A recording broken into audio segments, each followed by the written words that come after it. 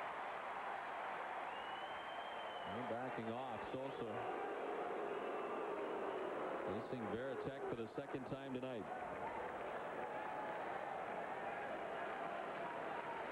Ortiz at second base, Millar at first, nobody out.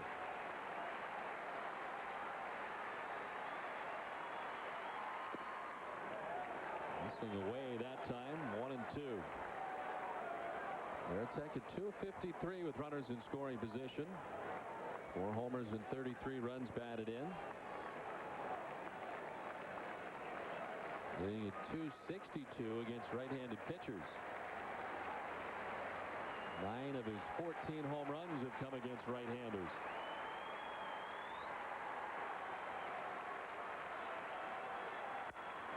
To right center field and a gapper. That's going to get down and roll to the track of the wall. Ortiz has scored. Millar will be stopped at third on the RBI double by Veritek, and we're tied at 1.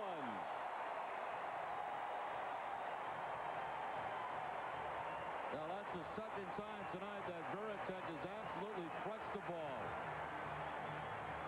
First time all the way to the 420. This time on a line in right center field. That ball down. That's where Veritek likes it. A fastball down about thigh high, and he hits a rope out toward the Red Sox bullpen.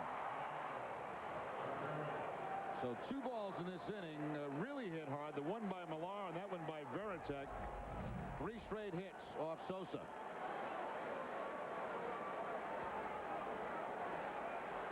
Now Orlando Cabrera stands in. Flied out to center field his first time up. And out after that first pitch. Cabrera, a very aggressive hitter, I would say, in the early going here for the Red Sox. Swings early in counts, of course, replacing a guy who would often swing after that first pitch. National League at bats, only walked 28 times, 31 strikeouts. He's got 1 walk since joining the Red Sox. Saw 9 pitches and 4 at bats last night.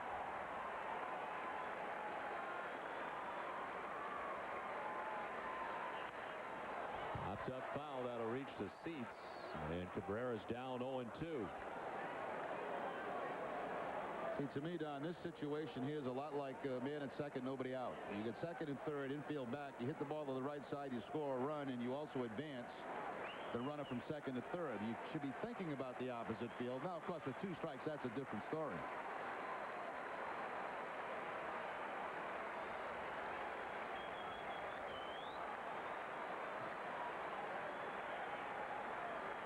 Sosa's 0-2 pitch to Cabrera. On the ground, right side to Blum. This will put the Red Sox on top. Cabrera grounding out, but in the back door from third comes Millar. The Red Sox lead it 2-1. Now, that's exactly what I was talking about, Don. You know, you got second and third, nobody out, infield back. You try to hit the ball to the opposite field. You're hoping to get a base hit. But if you don't, you get 2 things accomplished. You get a run home, and the Red Sox take the lead. And also now, with only 1 out, you have the man at third base. So is there such thing as productive outs? Yeah, that's one of them right there. So still just 1 out in the inning. Cabrera picking up his second RBI in a Red Sox uniform on that ground out.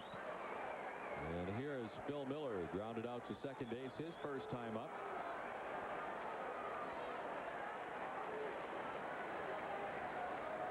Infield in all the way around for the Devil Rays. You know what I'd love to see? I'd love to see a squeeze play. I don't think we're going to see it. What was the last squeeze play? We haven't had one yet this year. But I'd love to see it, and that would energize everything, if it was successful. I'm trying to think of the last one we saw at all. I think Grady did one maybe last year. Yeah, he did a couple times.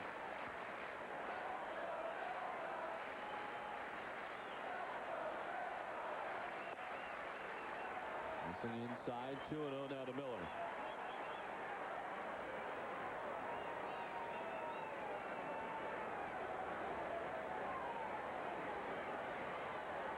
Jorge Sosa retired the first 12 Red Sox that he faced tonight.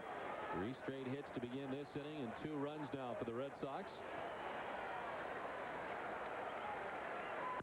Miller bangs it through the infield and into right. From third comes Veritek. Red Sox lead it 3-1. Well, I'd also like to see a base hit. Better than a squeeze, no out.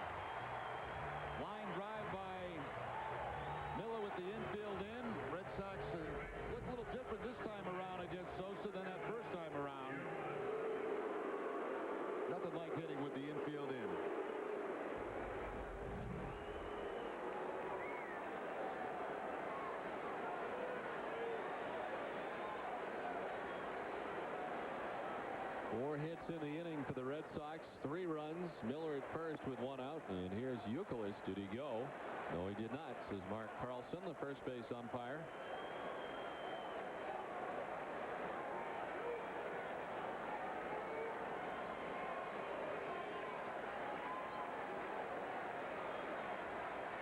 Cabrera with an RBI in this inning. His ground out, scoring a wire with the go-ahead run for the Red Sox. Youkilis ahead 2-0.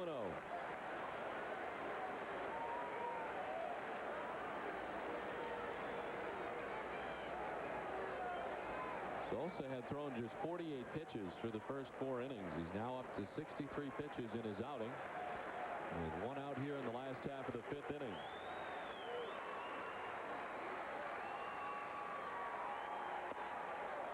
A strike to make it 2-1 to Youkilis.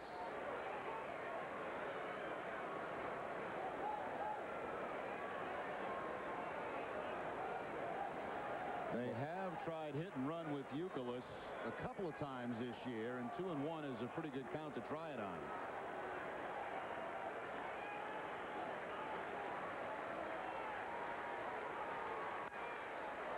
Newman's up now at 2-2.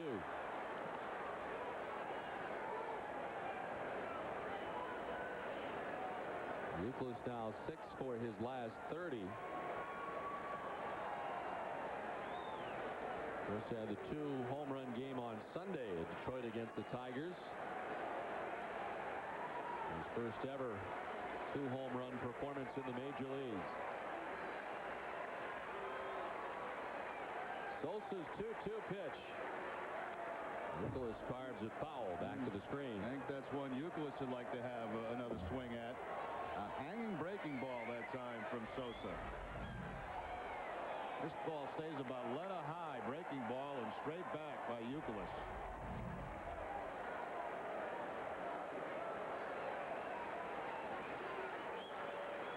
Miller held on at first with one down.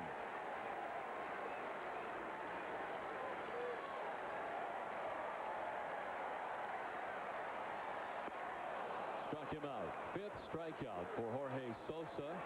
2 outs in the bottom of the 5th inning. Now there you see difference in the just location of the same pitch. He hung the breaking ball. Youkilis fouled it back. Then he throws a nasty breaking ball down and ends up out of the strike zone.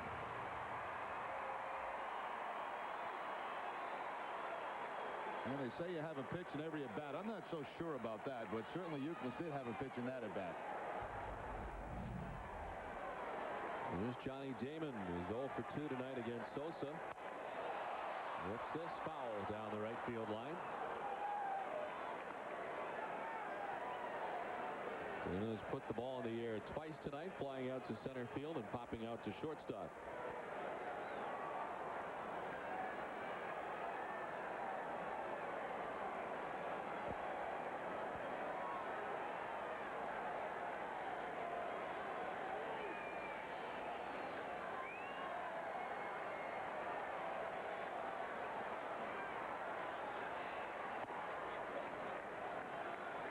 Red Sox losing last night 8-3 to the Devil Rays in the opener of this 4-game series. 10 games on this homestand for the Red Sox. No off day on the homestand for the Red Sox.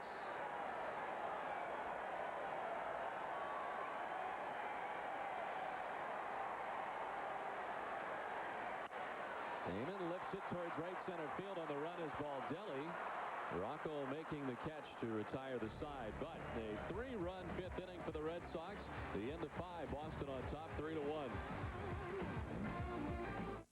During my course of travel, I came upon a family that had spun out and snapped their axle. I stopped and helped them out. An 18-wheeler hit me. Both my legs were amputated at the scene. From there, I was in the hospital for about 4 months. I heard about Lover to Shefford Harnett through my uncle. You got to get with somebody you can trust. And, you know, the thing about John and Aaron was that they weren't just lawyers. They were, like, part of my family. And, you know, they were there for you.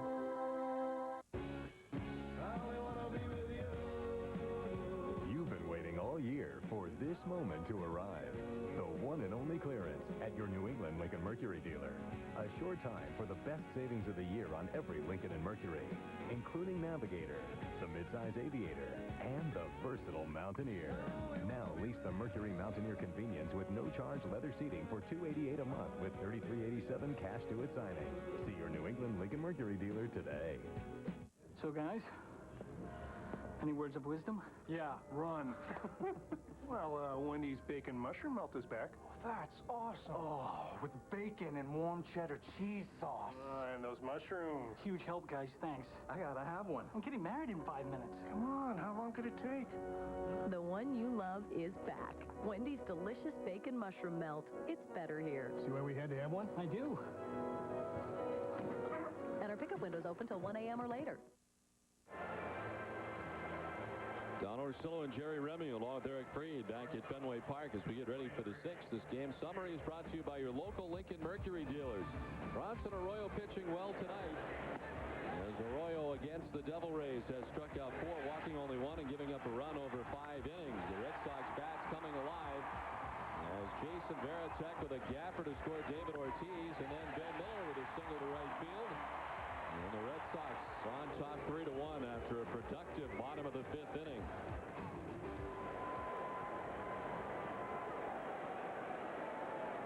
Bronson Arroyo with his newfound lead back out on the hill for the top half of the 6th inning. And Julio Lugo leading it off 0 for 2 so far tonight. A ground out to third and a strikeout looking.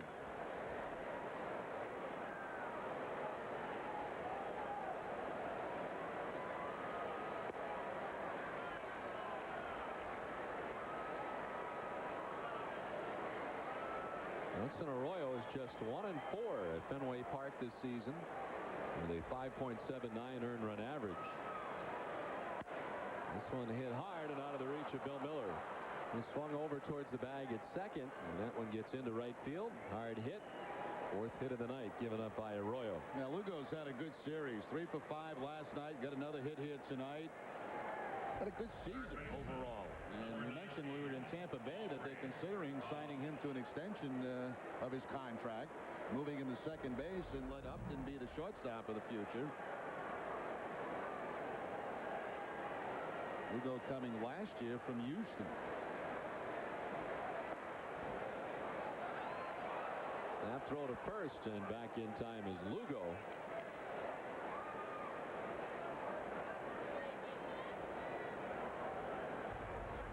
Varitek throwing behind the left-handed hitter.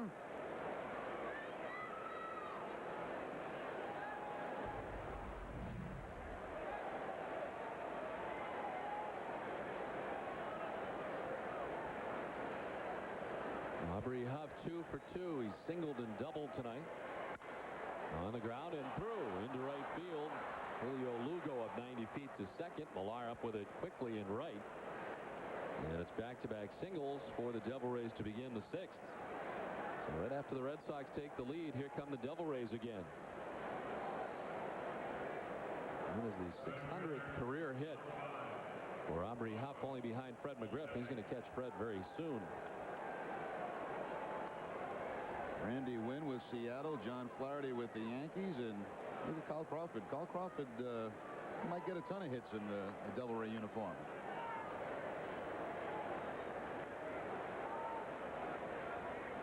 Back-to-back singles, and here is Rocco Baldelli grounding a fair ball down the line in right. This will score Julio Lugo. As having trouble with it in the corner is Millar trying to score his Huff all the way from first base. He will.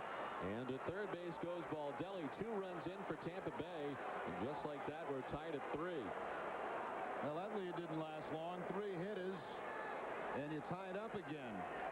They're playing in at first and third just in case. You see Mankiewicz in, and that ball right down that first base line. It was a little bit difficult down here for Millar. He dives to make sure the ball doesn't get by him, and by the time he picks it up, a run comes across, and Baldelli ends up at third base. Seems like this has happened a lot to the Red Sox. They get the lead, and then right away, that next inning, the other team battles right back to tie the score and take the lead. So Baldelli at third base. And it's going to be a straight triple Yeah, I think that's the right call, Don, because I think even if Millar comes out there and picks the ball up clean, they're not going to get the guy at the plate, and he was not going to get Baldelli at third. Certainly with the speed of Baldelli, as Tino Martinez turns on this and sends it foul down the right field line. Red Sox tradition meets high definition. Tonight's game is brought to you by the HD experts at Tweeter. Tweeter, just sit back and enjoy.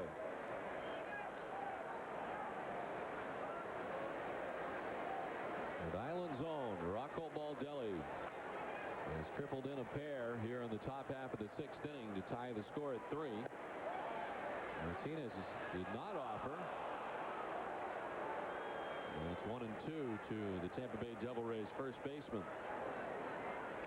Red Sox back at second and short, in close at third and first.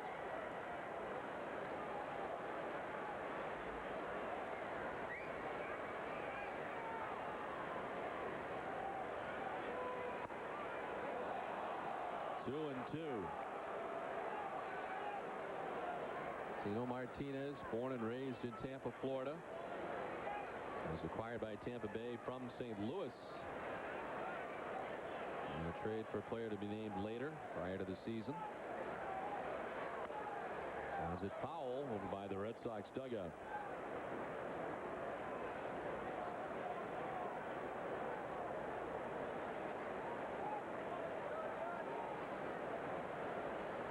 Originally a first-round pick, 14th overall back in 1988. First 6 seasons in the majors with Seattle. Of course, the great years in New York with the Yankees over 6 seasons. 2 in St. Louis. And now returning home to Tampa. Strikes out this time, and boy, did Bronson Arroyo need that strikeout for the first out of the inning. Certainly did, and you know, after a lot of breaking balls early in the count, he goes to the fastball to pick up the strikeout. His first strikeout since back in the 3rd inning.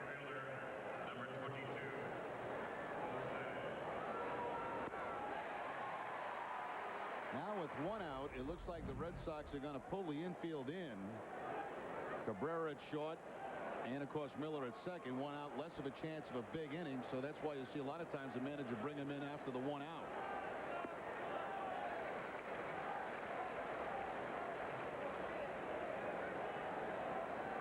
Jose Cruz Jr. struck out looking in the 2nd inning. A sac fly in the 4th. I think there's also a good chance Baldelli will be going on contact, too, with his speed. Swing and a miss. Arroyo ahead 0-2.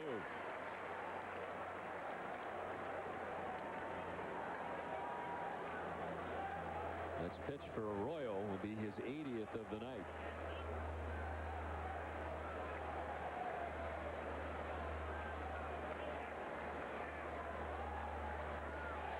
Breaking ball, and he gets just a piece to stay alive. Just hits on top of that breaking ball from Arroyo, and it just changes direction enough to bounce out of the glove of Veritek.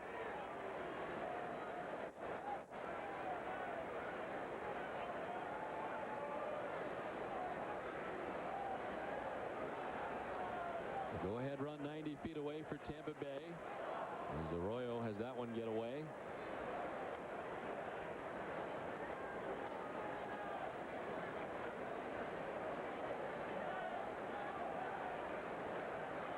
Robert Fick waits on deck with 1 out here in the top half of the 6th inning. 2 runs in.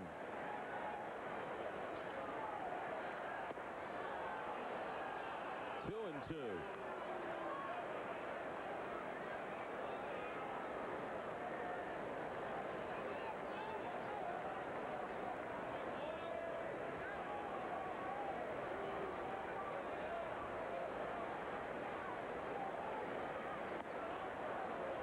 Full count now.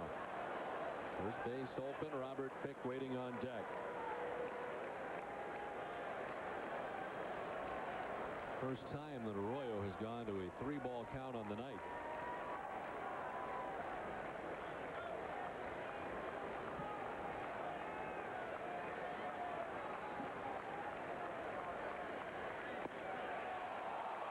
Ball 4, and he walks Jose Cruz Jr. Get way ahead of Cruz and kept trying to get him on that breaking ball and couldn't control it. That'll bring Sox dugout. No action as of yet in the Red Sox bullpen.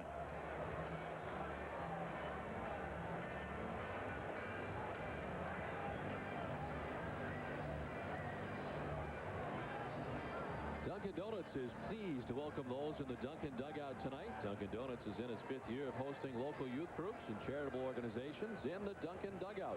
Over 7,000 children have had the opportunity to catch a Red Sox home game thanks to Dunkin' Donuts. Look at the youth soccer team out there tonight. There's a lot of them in that back row. The Dunkin' dugout. They're also being secured out there by Boston's finest. Make sure they're all safe. Well, there are police in the Red Sox dugout. Why not in the Dunkin' dugout? And as always, we'd like to thank the fine folks from Dunkin' Donuts for supplying our refreshments in the booth, as they do every night. Certainly the highlight of our night is the arrival of the Dunkin' Donuts refreshments.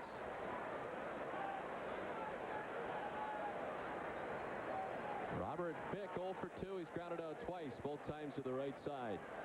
The second base and the first.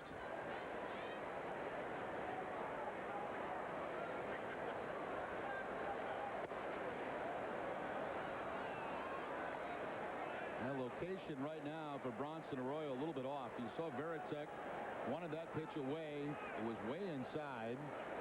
Missed with a couple of breaking balls to eventually walk Cruz.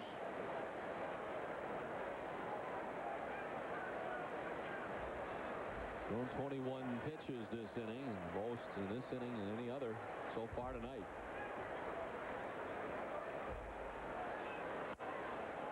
In the air to left field, Ramirez moving in to make the catch. Baldelli bluffed and doesn't go, and Nicholas cutting it off. So Robert Pick flying to left, 2 down. Yeah, all Baldelli's doing there is trying to draw a bad throw. There's no chance of scoring. He's not hit deep enough. And from Manny's point of view, you just catch it and throw it in toward the cutoff man.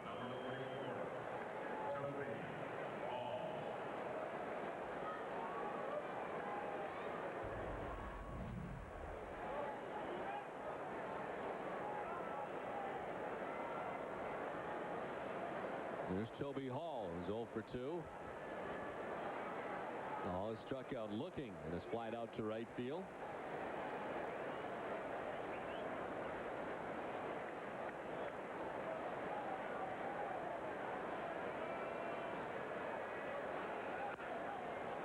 Lifted foul down the right field line. Millar gives chase, but back in towards Canvas Alley. Action in the Red Sox bullpen with Arroyo getting up to 88 pitches. Mike Myers and Terry Adams.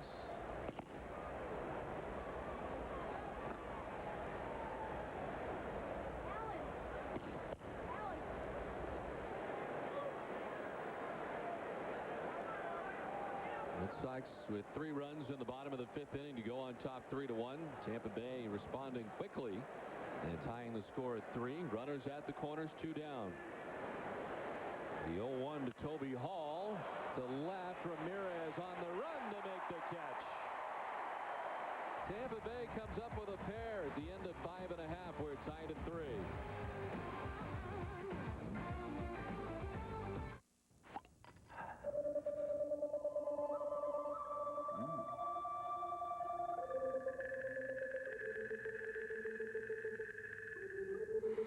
I'm out.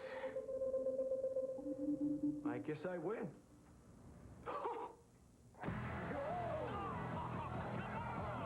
Funny how a quality beer can turn a bad hand into a winner. Samuel Adams, always a good decision. Some people call it summer vacation. I call it my busiest time of the year. And I wouldn't have it any other way. Stop by Friendly's today and try one of our summer chicken choices. Right now, get a free sundae with our newest flavor, Hunka Chunka PB Fudge, when you try any of our 6 summer chicken choices. Can we go swimming again tomorrow?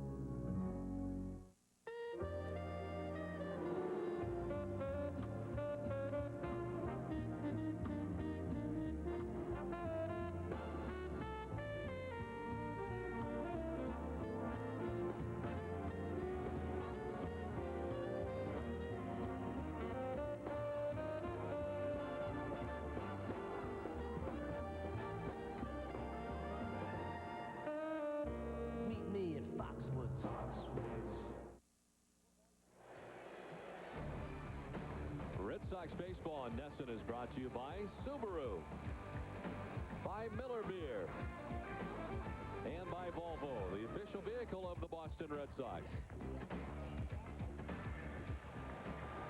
On to the bottom of the 6th inning, back at Fenway, tied at 3.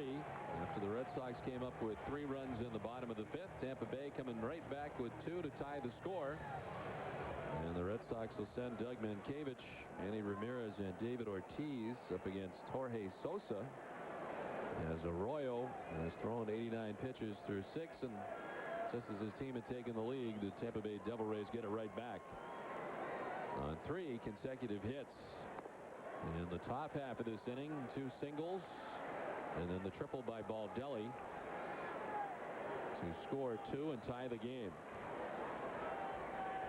Mankiewicz 0 for 2 tonight, is grounded out to second base, fly to left. Up the middle, Lugo around the bag at second, throws out Mankiewicz. Well, we'll see now how Sosa bounces back from giving up the 3 runs in the 5th inning. Certainly Tampa Bay answered that very quickly in the 6th. He's had Manny's number tonight. Ramirez has struck out twice against Sosa, once swinging, once looking.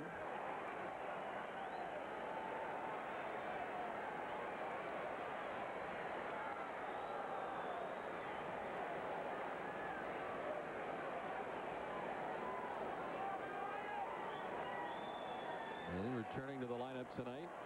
At first look today, it would appear that Manny was not going to be in the starting lineup.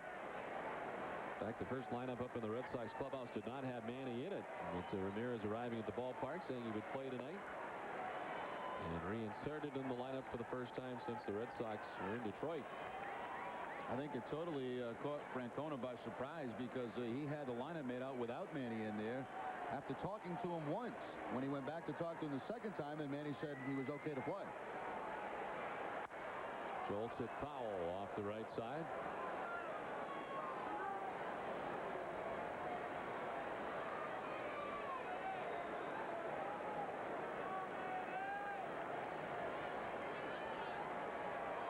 Center fielder Rocco Baldelli a step or 2 towards right center, somewhat of a gap in left center field.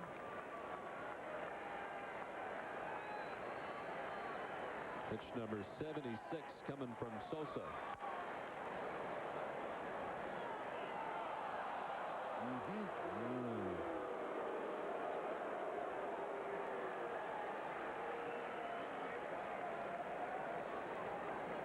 Wick Grossbeck, the Celtics owner, and quite embarrassed by that very, very poor play.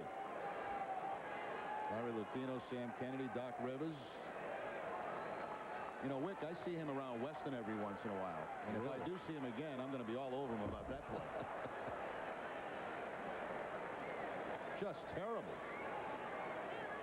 Take one more look at it. So bad. Nice big high bounce. There he is. And unbelievable.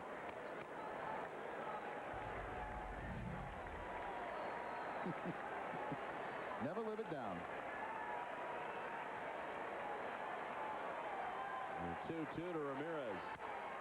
Down a foul. We get another chance? No, that one too far over towards the Red Sox dugout. Now, if Wick had had his general manager there, Danny Ainge, he might have made the play, because Danny had played some baseball. He would have gobbled it up. At least he saved Lucchino's face. Yes. You know.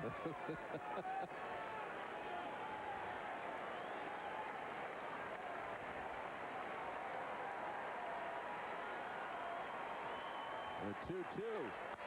Ramirez again fouling it off, and the at-bat continues.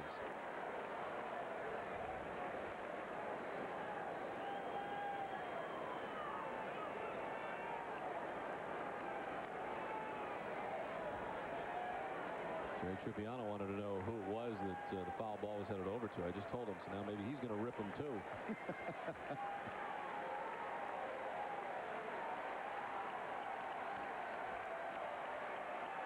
2-2 to Ramirez.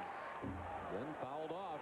Actually, you know, the first time I met him was shortly after he bought this Celtics. You know, that deal came through.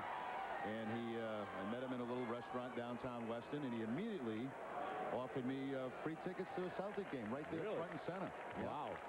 I couldn't go. I had to leave the country. I was going immediately, yeah. But it was a very nice gesture on his part. He could have taken them and then given them to me. Nothing away. It's a full count.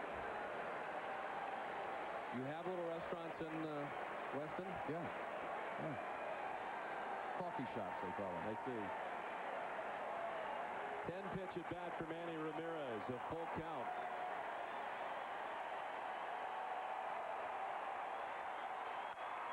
In the air to right field.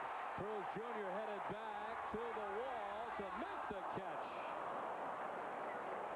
Taking the wind out of the sails of the Fenway crowd. 2 down. Yeah, probably. If you think, Don, I don't know, maybe... No, not even Comerica Park, I think, would have held that to the opposite field. Fenway Park, 380 down in that direction. That's a long way for a right-hander. A little bit too high for Manny. He thinks maybe it has a chance, but not quite. Cruz back to the wall and make the play. That breeze tonight blowing out toward left field. And because it was hit so high, it might have knocked it down just a little. So 2 down for David Ortiz.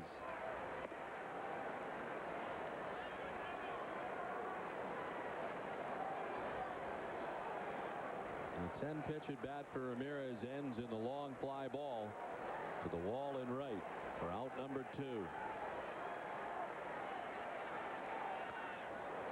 Manny making a bid for a home run. He has just 1 home run now over the last 16 games. And despite that, Ramirez has stayed among the leaders in the American League in home runs, just 1 off the pace.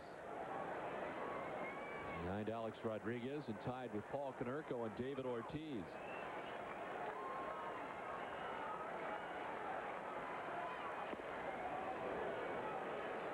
Two and 1 now to Ortiz.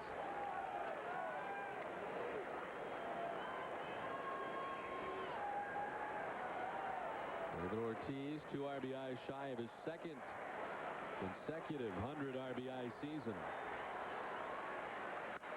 Line to right, a base hit.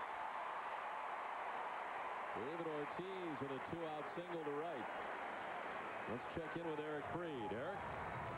Don, from our glasses half full department, maybe things aren't as bad as they seem with the Red Sox. We use some statistical analysis to tell you that compared to last year, the Sox are just 4 games off the pace. I know to some it feels like it's a lot worse than that from a year ago.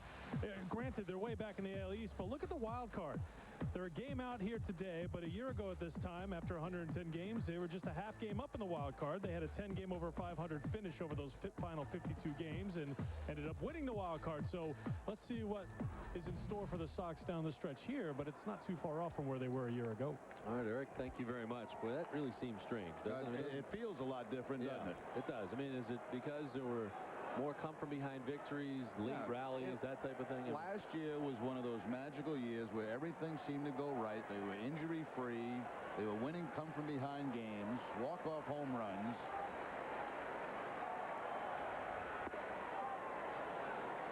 Snap throw to first, and Ortiz back.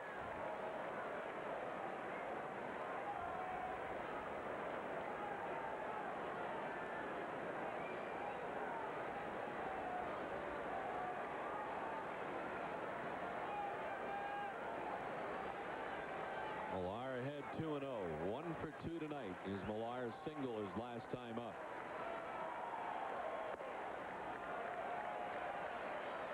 Sosa falling behind 3-0 and up to talk is the catcher Toby Hall.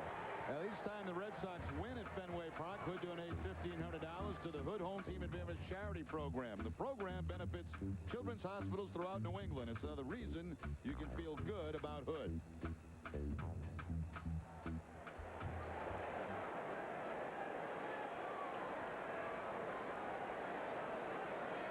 Millar with a count of 3-0. 2 down in the inning. Ortiz at first. Think he's got the green light? I would say so.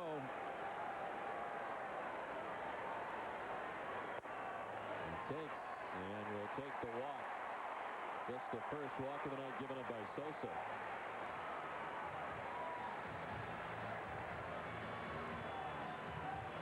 Tucker Hernandez does make the pitching changes as well here for Tampa Bay, making his first visit of the night. Tampa Bay with action in their bullpen, as Sosa has just now reached 90 pitches. Jeremy Gonzalez, who we saw in the rotation last year, and Bobby C. up in the bullpen.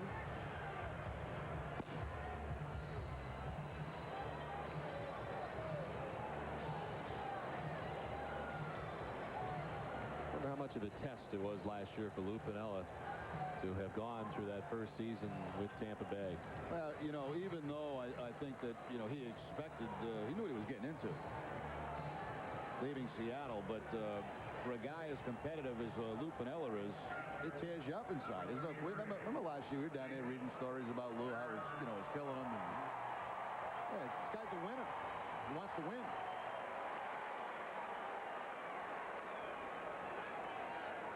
Red Sox trying to get something done with 2 down.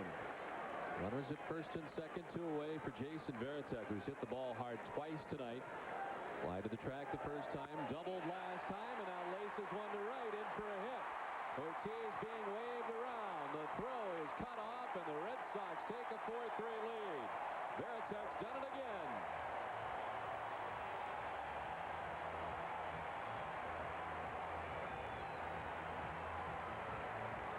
Tell you what, Jorge Sosa's been no mystery tonight to Jason Varitek. That's a breaking ball. Varitek, another hard hit ball, line drive. Any luck at all, he could be 3 for 3 in this game. A long out to center field, but a key 2-out base hit. The Red Sox bounce back on top, 4-3.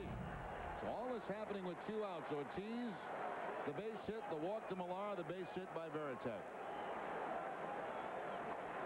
Runners at the corners, 2 down for Cabrera, who's 0 for 2. And has an RBI to his credit on a ground out. To left and a base hit. From third comes Millar. The Red Sox lead it 5-3. Second RBI tonight for Orlando Cabrera.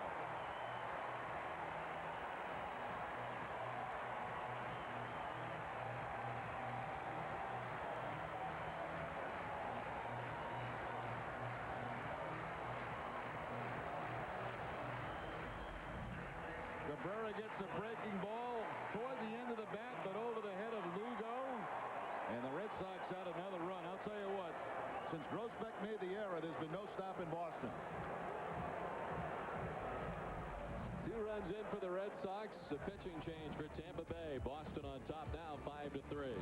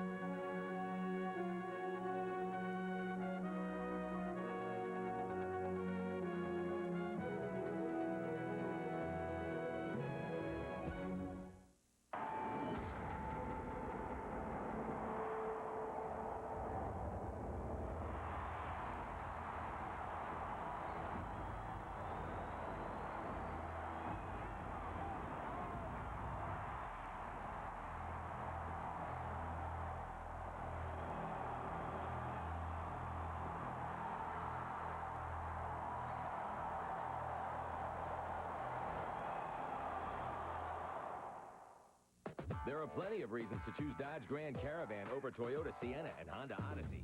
Caravan has stow and go. They don't. Caravan offers a convenient overhead storage system and 12 cubic feet of in-floor storage. They don't.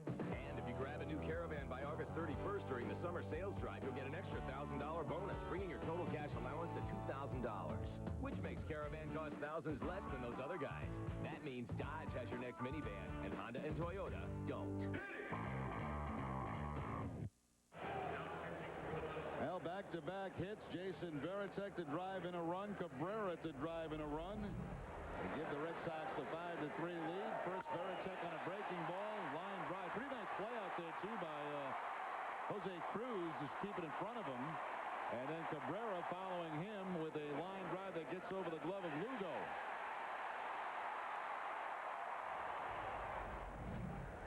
Lefty Bobby C., the new pitcher for Tampa Bay.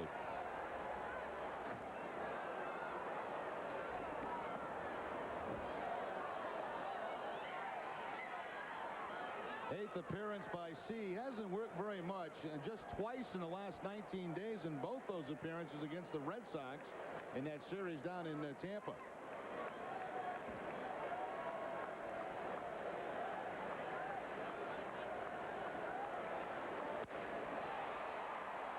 Into right, Cruz Jr. on the run, won't get there. In for a hit. Veritek coming around to score the 6th Red Sox run. Boston on top 6-3. Bill Miller with a ribby single.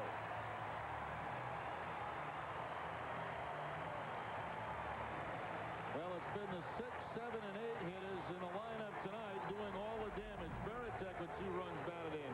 Cabrera with 2 runs batted in. Now Bill Miller picks up his second RBI.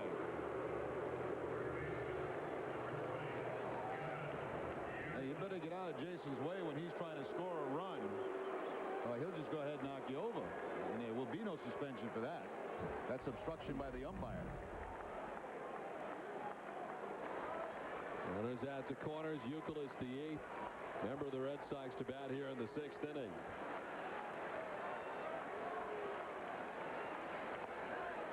Youkilis struck out twice tonight, once looking, once swinging. The Tampa Bay starter, Jorge Sosa, leaving after 5 2/3 innings, 7 hits, so far touched for 6 runs. He is still responsible for Cabrera, who is at third base. He walked 1 and struck out 5. He started very, very well, retiring the first 12 Red Sox that he faced. He was perfect through 4 innings, but then the Red Sox getting to him for 4 hits and 3 runs in the 5th. And so far, 4 hits and 3 runs here in the 6th.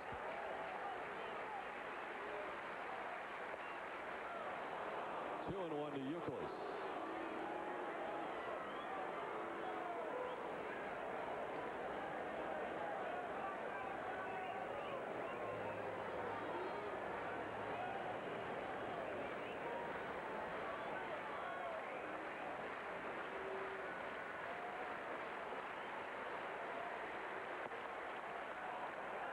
Close ahead, 3 and 1. The top of the Red Sox order, Johnny Damon waiting on deck. There are 2 outs in the inning.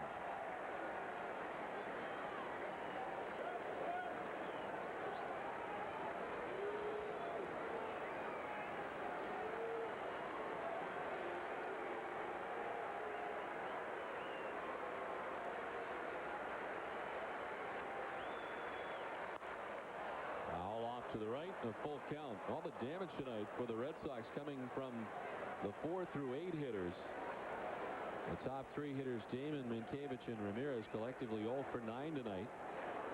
Youkilis 0 for 2 so far. 2 strikeouts. 20-minute wait for Bronson Arroyo while the Red Sox have batted here in the last half of the 6th. Still waiting. He doesn't mind. He now has a 3-run lead to work with.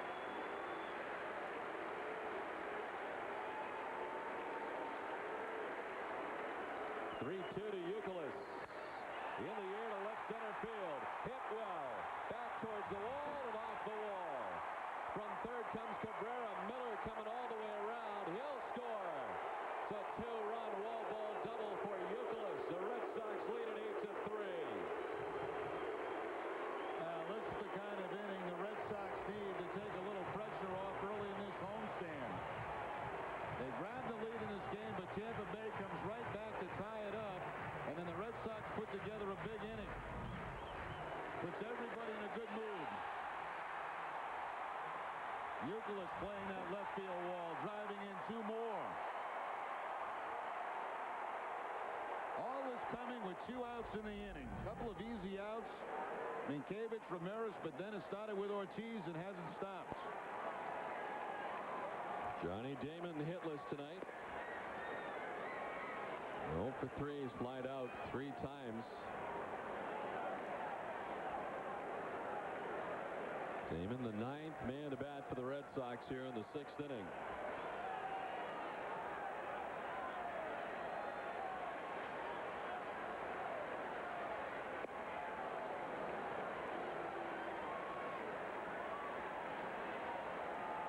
The book now closed on Sosa, 5 2/3, 7 hits, giving up 7 runs.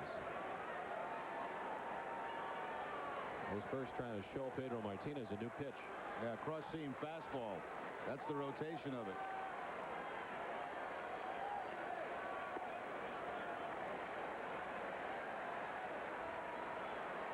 Pedro showing Ellis how he'd get him out.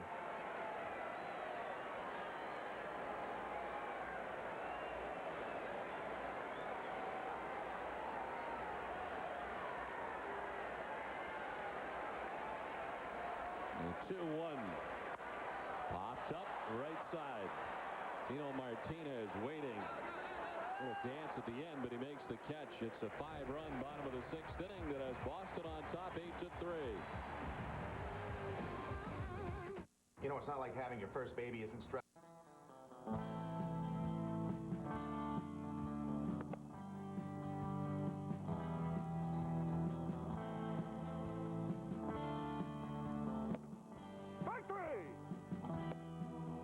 Hey, Smokey, for an old guy, you still got it. You're the man, Smokey. You're the man. Please join the Bangor Lumberjacks and the Maine Forest Rangers in celebrating Smokey's 60th birthday. And please do your part to prevent wildfires in Maine.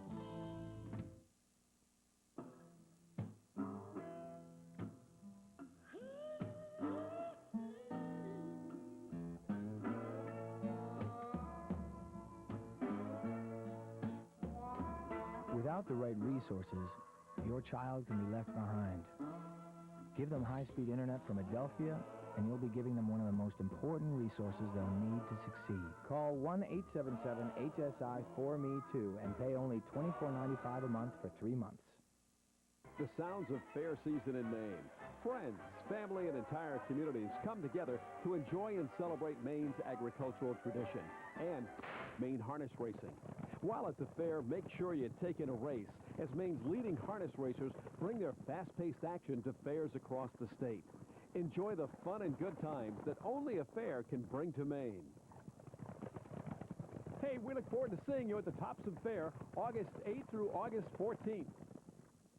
Inning 8-3, Red Sox on top now. Of course, with the Patriots' first preseason game coming up on Friday, everybody's thinking about fantasy football. We're going to have our draft on the off day in Chicago, August 19th and 19th? August 19th. You in? We're going to go. I always draft starters no matter what. I make sure even if there's 14 teams, I'll never have a number 4 receiver. My heart would pick LaDainian Tomlinson or Clinton Portis. But my head would say probably the smartest pick is Chris Holmes. You will be my Super Bowl. So expect this on the day we play. Ring! Hey, how you doing? Ring! Oh, hey, yep. Check the ticker. After the morning games, after the late games. Oh, you're that guy, huh? No. You're a cheerleader guy. No. You're like, rah, rah, rah, look how good I did this week. I'll call you. I expect that from you. I do expect that. Oh, I will call you. Give Kapler some sound fantasy football advice. Sounds like they're going to hear from Schilling from time to time if he's winning. Jeff Blum leading it off here in the 7th inning. He's 0 for 2 from the number 9 spot in the Tampa Bay order. You like that football, Don, huh? Sundays you get... I love the NFL. You get loaded in the chair, what, about 11? Sometimes a little earlier than that. Really? Settle in around 9:30 for the early shows, and then I don't move till about 11:30 that night. Best investment I ever made was this huge, comfortable chair. Good thing, too, because it's an outstanding investment. 2-2 is a swing and a miss. Blum strikes out. The 23-minute wait for Bronson Arroyo does not seem to have affected him.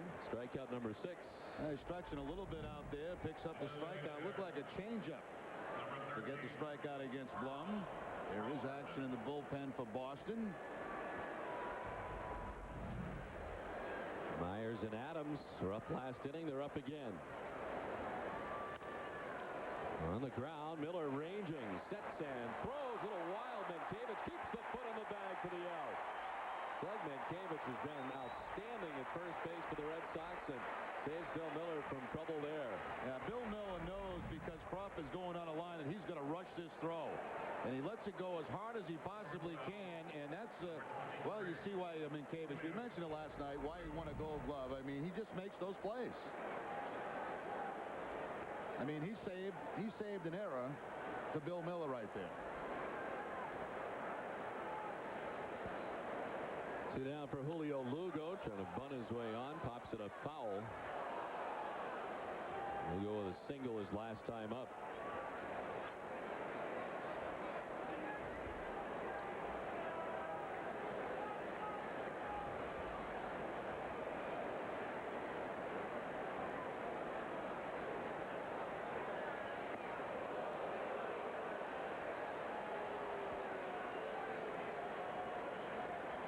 Amazing how many errors a good first baseman will save. And a lot of times people say, oh, you don't need a great defensive first baseman. But boy, we have seen some great plays from Mankiewicz. What a difference it makes, especially for infielders. I'm sure you, as a former second baseman, realize that. It's not only that. It's how they handle bunt plays, how they handle cutoffs and relays. You know, different things. And yeah, you're right. Any ball in the dirt, you know, the guy like that can scoop out, save guys' errors. Watch this, come back fair. Kicks off the bag, a fair ball. Lugo didn't run. They may still get him. No. Arroyo had to hold on to it. Otherwise, he was going to throw it into the stomach of Bill Miller. Well, that's one of the strangest base hits you'll ever see. This ball is got to be 3 feet foul, and the spin on it brings it right back to the first base bag. You could see it from up here that it was going to spin back. You didn't know how far. Watch it come back right on the line, right off the bag. Mankiewicz has to stay behind the bag, and it bounces out towards second base. Now Lugo decides to run. But you're right, that would have hit Bill Miller right in the kitchen if Arroyo would have thrown that. But the inseam again. That inseam must be very high. Second ball we've seen affected by it. As the pitching change made, Bronson Arroyo done tonight. After 99 pitches, Fenway faithful will salute him as he heads off with an 8-3 lead.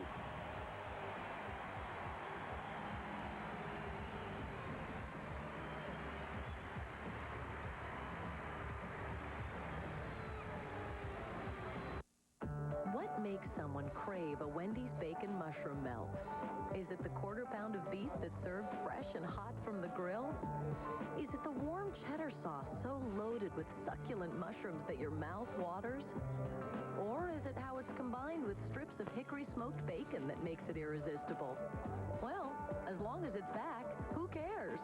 Get a bacon mushroom melt made just for you today. Only at Wendy's. It's better here. And our pickup window's open till 1 a.m. or later. So, Mr. Ramirez, you know what you want? Mr. Ramirez. Manny?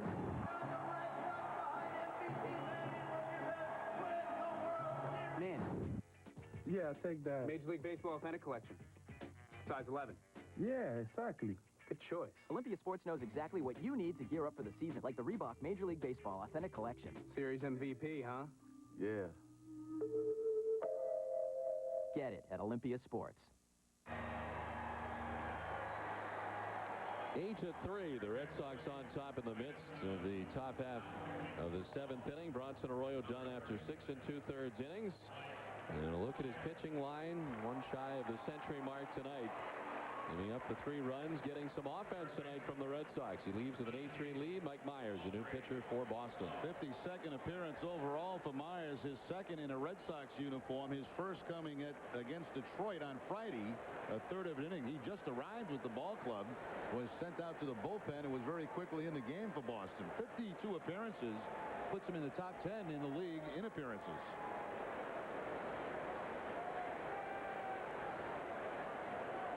Aubrey Huff, the hitter. Had quite a night. 3 for 3. 2 singles and a double, and he scored 2 runs.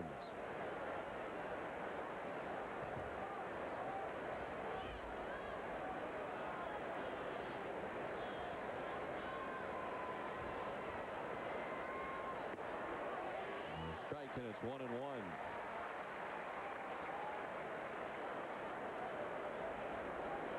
He's used as a guy who comes on in a situation facing perhaps one hitter. maybe two, a left-handed hitter, and the Red Sox have not had a guy like that in a while. Remember, he, of course, been used for long periods of time.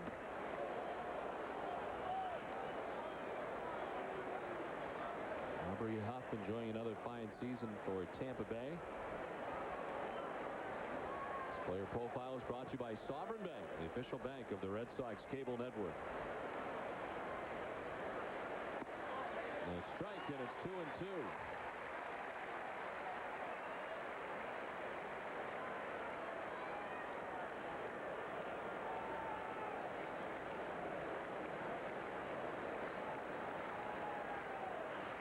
Leo Lugo at first base. 2-2 to Huff. Got him.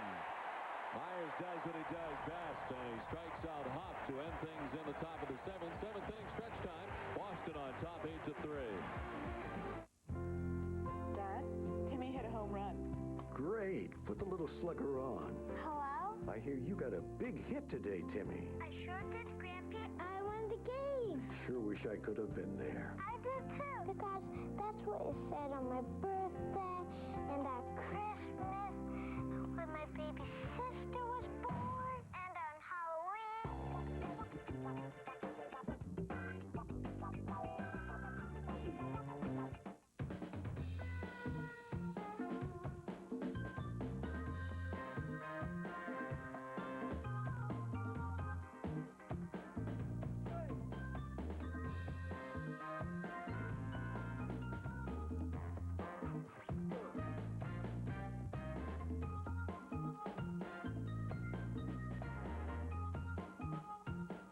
Money on your mind? At Sovereign, we're here with red carpet service. Guaranteed. Do you know what it takes to be in business for 15 years? Well, at the car store, we do. With the largest selection of quality, low-mileage vehicles and the best customer service. Your choice of this 03 Ford Focus or this 03 Old Bolero for only $45 a week. Or take home this 01 Toyota Camry with only 25,000 miles for just $12,995. All of our vehicles are fully serviced and eligible for an extended warranty up to 100,000 miles. So stop in and see us today. Exit 25 off 95 on Smithfield Avenue in Pawtucket. Welcome back to Fenway Park. The Gallagher family are Ford fans of the game. They've been coming to Fenway Park for many, many years. Originally, they were in Portsmouth, New Hampshire, now in upstate New York, and this is Sean Gallagher. Last year, your son was here, stole some dirt from Fenway Park, to put it perfectly, and but passed away tragically in January, and you folks came back here today to return the dirt. Right. Yeah, he took the dirt, and he told the groundskeeper, the person who talked to him, that he'd put the dirt back when he played here, but unfortunately, he never got the chance, so his brother and sister put it back for him today to fulfill his dream for him. And this was a great trip for all of you, and your whole family's here today to be here at Fenway Park. It was wonderful. From the Red Sox have been remarkable, the Henrys, and everybody associated with the Red Sox and all the people of Boston have been absolutely wonderful to us. Sean, great to have you back at Fenway Park. Our Ford fans of the game. Now back to you, Don. All right, Eric, thank you very much. Doug Mankiewicz leading it off here in the last half of the seventh inning. Mankiewicz 0 for 3.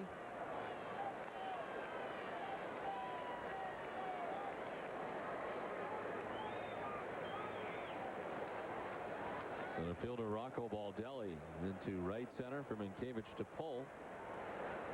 Bobby C. back out there on the mound. He was able to come on in the sixth and gave up a run of his own. Doubled by Youkilis, scoring a pair. One of which was his. One was an inherited runner, but so far has given up one run.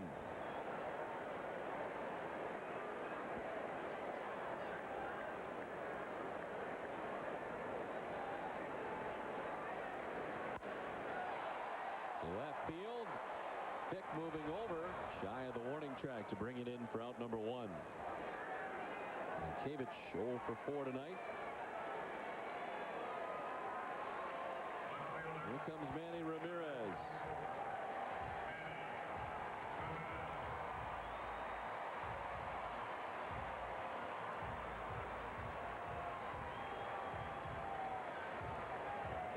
Manny has struck out twice tonight and fly deep to right. As deep as he can fly to right without taking it out of the ballpark. Jose Cruz Jr. backed up against the bullpen wall and right to make the catch.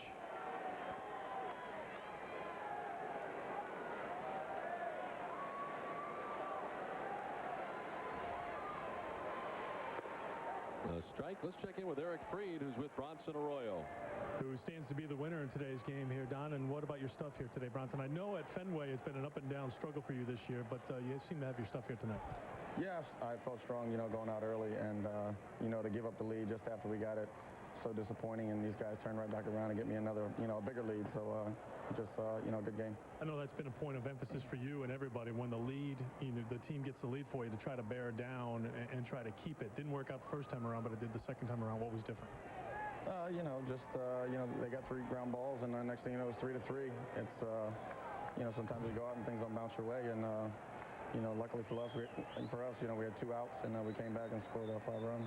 I know a lot of times lately you've said when you don't feel good, you've pitched your best. You've been a little under the weather, and so we expect, to hear that you were under the weather here today. But you look like you feel pretty good. Yeah, I felt fine. In the 6th inning, actually, I got a little bit tired, but went out with the 7th, got a couple quick outs, and then Myers came in and finished it up.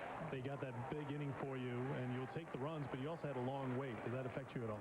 Yeah, a little bit. Sitting there that long after throwing 6 innings, you get a little tight, a little cold. Took a couple extra warm-up pitches, but, when you're in the heat of battle, you get it going no matter what. All right, heat of battle and on top right now. Thanks, Bronson. Thank you. Bronson Arroyo as the Red Sox are on top here. Now we send it back to you, Don. All right, Eric, thank you very much. Arroyo hoping to pick up his 5th win of the year, coming in at 4-8. And we mentioned not getting a lot of run support from the Red Sox offense. That's not the case tonight. Boston coming up with 8 runs for Bronson Arroyo. 1-2 to Manny, up and away, and it evens at 2-2 to Ramirez.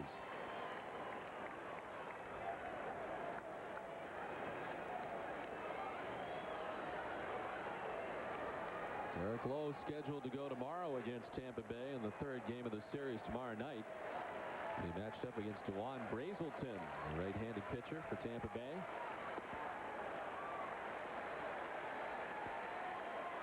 Three and 2 to Manny. David Ortiz waiting on deck.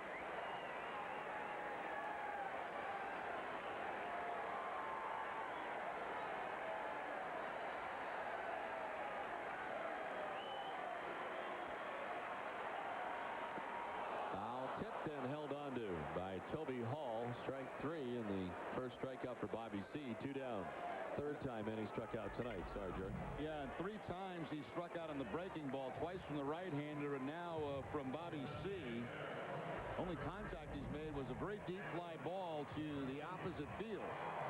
Sometimes when you've been out of the lineup for a couple of days, the pitch that gives you the most problem is the breaking ball.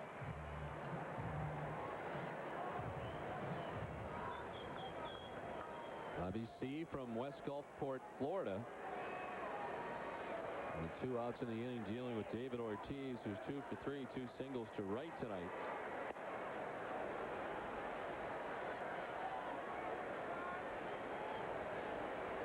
C first reaching the major leagues in 2001. In the minors all of 2002 at AA and AAA. Then last year splitting the season between Durham and the major leagues in Tampa. 12 appearances last year in a Devil Rays uniform in Tampa. No record. He's had to battle a lot of injuries throughout his baseball career. He's a first-round draft choice out of Sarasota High School, nearby Tampa Bay. Ortiz down 1-2. Tonight's attendance 35,191. The 117th sellout in a row for the Red Sox, the 53rd of the season. 35,191 on a beautiful night in Boston. That got Ortiz, and he'll head down to first base. It's almost like he didn't want to. He'd prefer to stay up there and hit. Just got the piece of that uniform top. And by Ortiz's reaction, it's almost like he was hoping he didn't get hit. He declined the offer. Now you got to go. The umpire says you got to go. You got to go. And of course, David, he's not going to argue with the umpires anymore. No, he's been down that road before. Kevin Millar stands in with Ortiz at first and 2 down.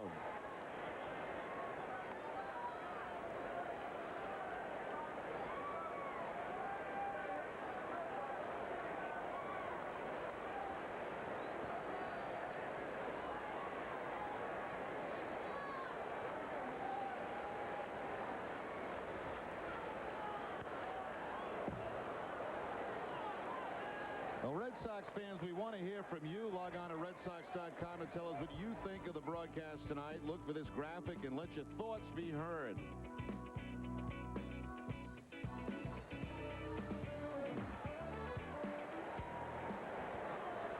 One and 1 to Millar with David Ortiz at first base and 2 outs here in the last half of the 7th inning.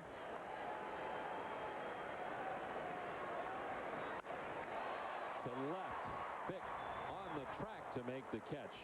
Millar gone, so are the Red Sox. We're through 7 from Fenway, 8-3 Boston. Hey, will you watch my salad? Sure. Long chicken. McDonald's?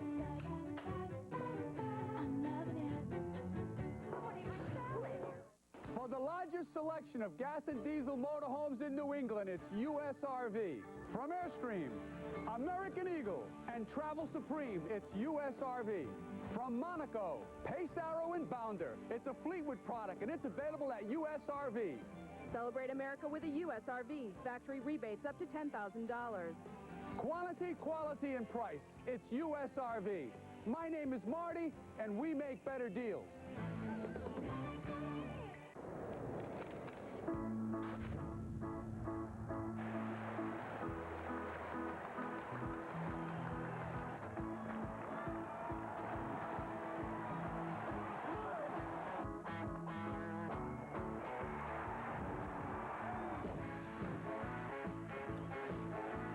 Be a part of the action, even if you can't be there. Get satellite TV and DSL for around $57 a month.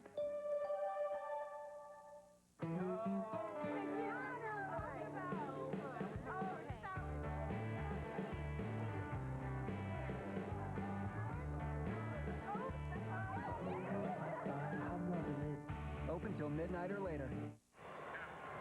Mike Myers faced only one batter, but he struck out Aubrey Huff, and his numbers continue to improve at Fenway Park in his career. 16 appearances, 10 innings, giving up just 2 hits. And the minuscule earned run average. Myers throwing 5 pitches to strike out Aubrey Huff. Some defensive changes for the Red Sox. Gabe Kapler taking over in right field. Dave Roberts in left field. And the new Boston pitcher is Terry Adams. Second night in a row for Adams. He worked 2 innings last night against the Devil Rays. A hit, an earned run, had 3 strikeouts. Overall, his 47th of the season and his 5th in a Red Sox uniform.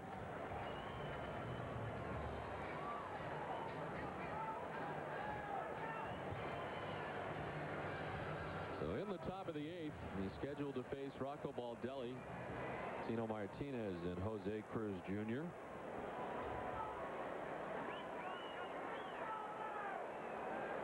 Baldelli 2 for 3 tonight, tripled last time to drive in 2 runs.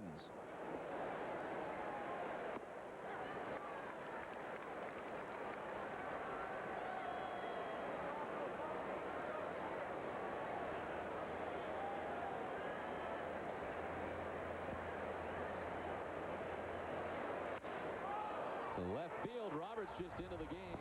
That one to the track and the wall on a hop, and Damon playing it quickly, but into second base with his 3rd hit of the night goes Rocco Baldelli. He's now a home run shy of the cycle. Yeah, Baldelli having a nice night here at Fenway. I would imagine he's got plenty friends, family here at the ball game tonight.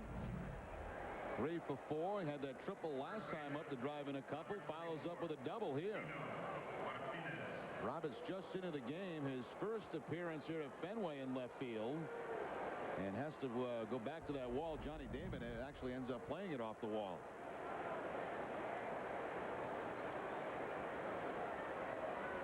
There's Tino Martinez.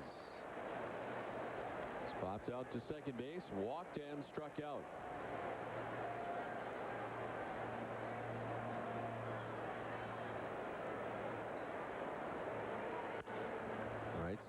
Boardman Kavich will take it alone.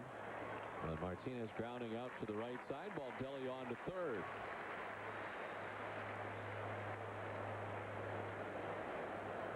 So one out. Baldelli 90 feet away, and here comes Jose Cruz Jr. The Red Sox pitching has given up 3 runs so far tonight to Tampa Bay.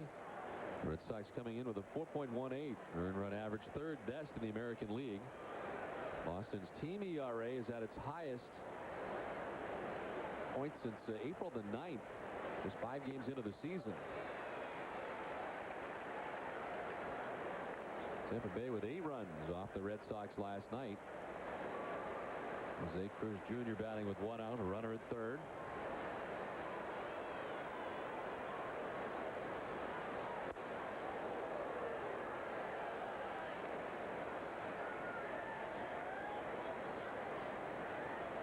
Red Sox came out of April with a 2.95 team ERA. 15-6 mark in April for the Red Sox. Lindor gets away from Varitek. Baldelli heading back to third base. Took a look. Realized there was no chance and then retreated. Yeah, you also got to take a look at the scoreboard. You're down by 5, and you certainly can't take any chance of being thrown out or tagged out at home plate.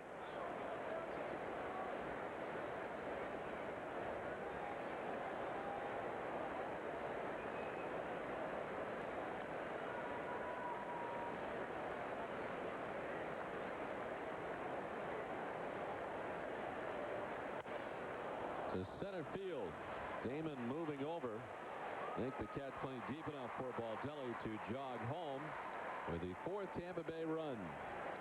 I think at this stage of the game, you certainly exchange that and out for a run, especially when you have the lead as big as the Red Sox have it. The sacrifice fly by Cruz, his second RBI of the night, both on sac flies. Let's take a look at what's on tap for the Red Sox, brought to you by Heineken.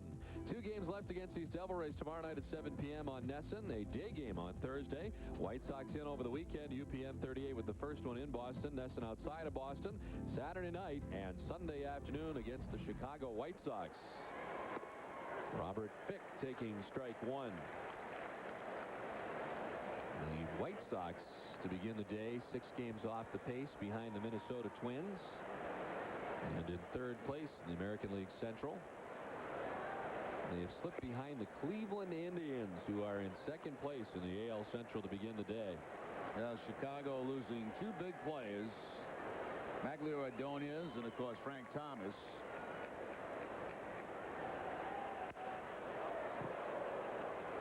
Do we play Cleveland again? We must. No, we're done with them? I think we're done with Cleveland. We played them here? Yes, yeah. We have played them here, yeah. I remember Eric Wedge coming in. Cleveland, what a great story that's been this year. Second, 5 games out. They're in the wild card race. They're number 1 in the league in runs scored.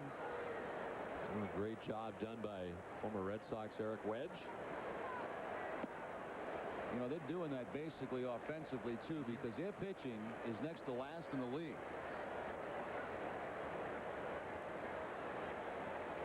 Travis Hafner having a big year for Cleveland.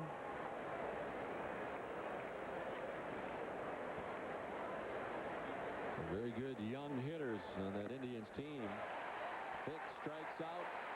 Tampa Bay picks up a run on the top of the 8th. We head to the bottom of the 8th. 8-4 Boston.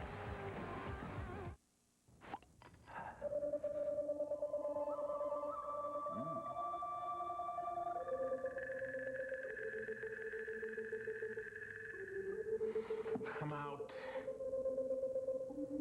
I guess I win.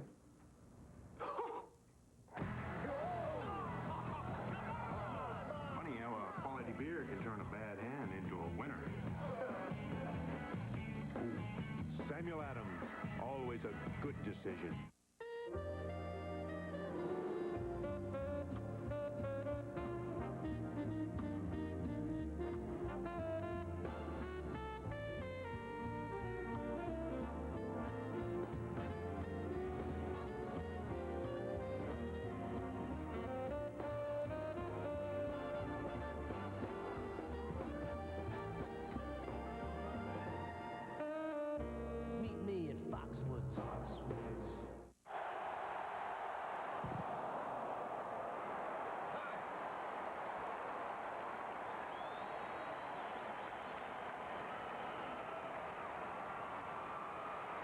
Torres, I have some good news.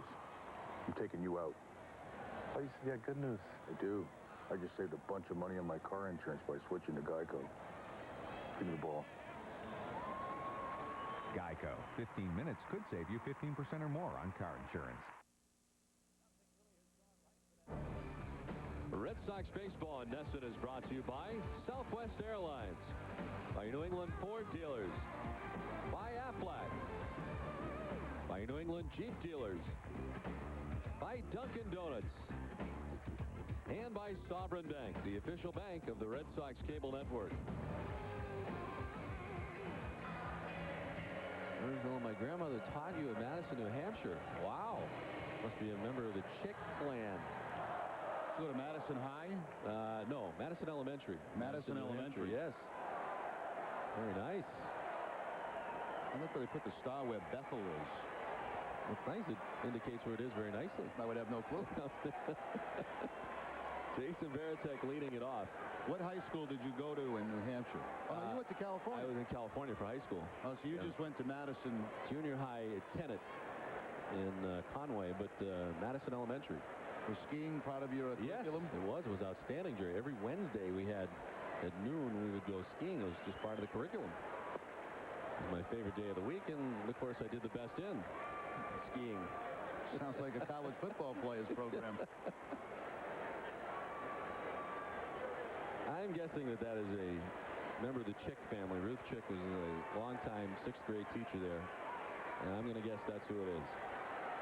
1-1 is a swing and a miss, and the count is 1-2. Action in the Red Sox bullpen. Keith Folk.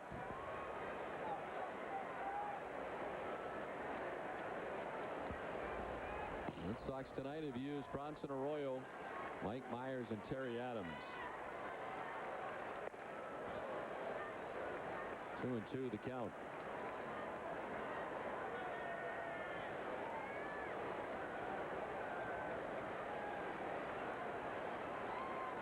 Jorge Sosa tonight, the starter for Tampa Bay, 5 2/3, giving up 7 runs. 2-2. Swing and a miss, and Varitek strikes out, batting for the first time from the right side. This game summary is brought to you by Dunkin' Donuts.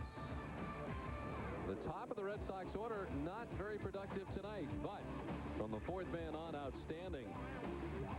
Great night tonight for Jason Varitek, despite striking out just a moment ago. 2 for 4 tonight, and a double, 2 runs batted in. Red Sox without the benefit of a home run tonight, but 8 runs on 9 hits. Orlando Cabrera with a couple of RBIs. Up the middle, but Blum moves over at second base. Throws out Cabrera, 2 down.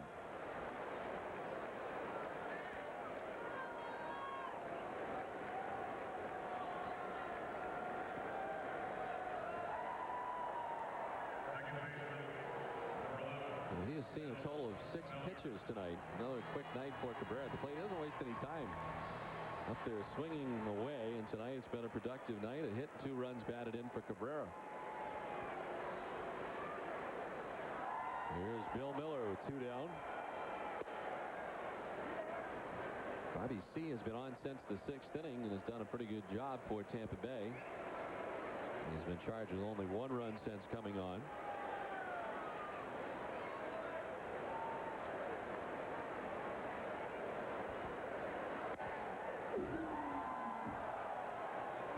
The count. Sason's coming in, has thrown 38 pitches.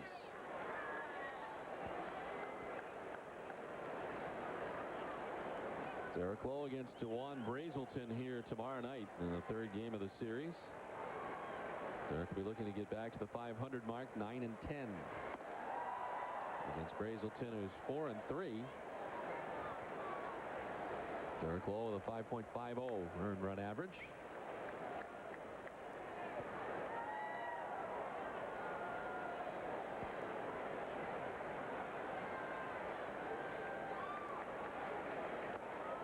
Swing and a miss, and it's 2-2.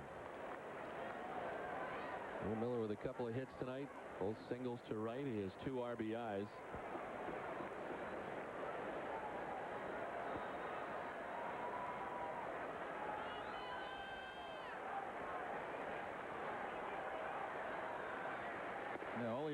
guys for the Red Sox from the sixth hitter down. Veritek with 2, Cabrera with 2, Bill Miller with 2, Youkilis with 2. Top 3 hitters 0 for 12 in the game. Damon, Mankiewicz, and Ramirez. 3-2 pitch. Miller takes strike 3. Third strikeout for C. Red Sox gone at the end of 8. It's 8-4 Red Sox. Hey, will you watch my salad? Sure. Long chicken. McDonald's?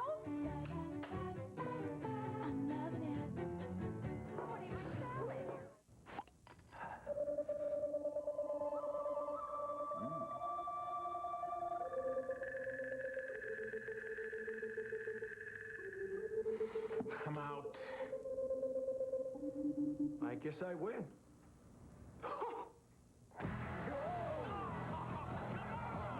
Funny how a quality beer can turn a bad hand into a winner. Samuel Adams, always a good decision. Hyundai's winning streak summer clearance is now held over. Time is running out to save on the popular Hyundai Elantra. The Elantra costs $1,600 less than a Honda Civic LX when comparably equipped. And right now you get it to $2,000 cash back or 0% APR on every Elantra. Plus, Hyundai's award-winning quality is backed by America's best warranty. 10 years, 100,000 miles. So don't walk, run to Hyundai's winning streak summer clearance. Get a 2004 Hyundai Elantra with up to $2,000 cash back at your local Hyundai dealer.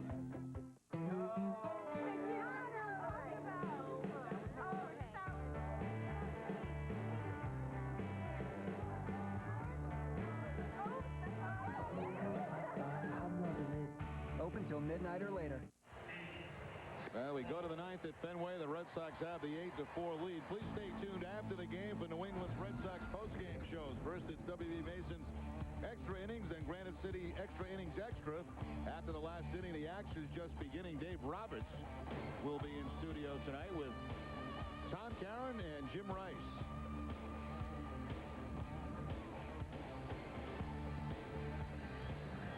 Keith Folk comes on for the night. 49th appearance for Folk, 2-3 on the season, a 1.86. Of course, it's not a save opportunity for Folk. His last outing did pick up a save, number 18, Sunday against the Detroit Tigers.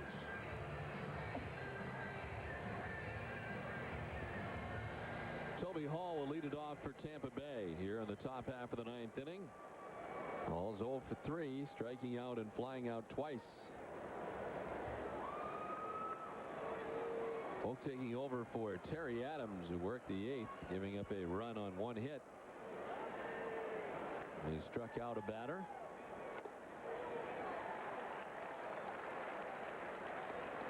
Toby Hall, Jeff Blum, and Carl Crawford expected here in the top of the 9th.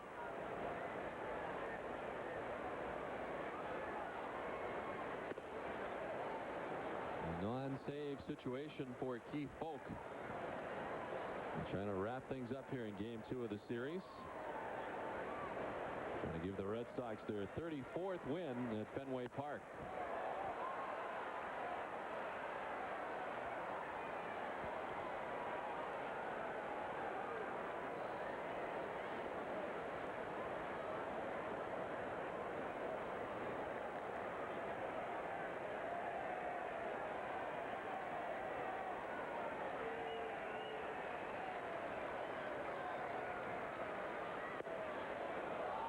Missing, and it's 2-2 now to Toby Hall.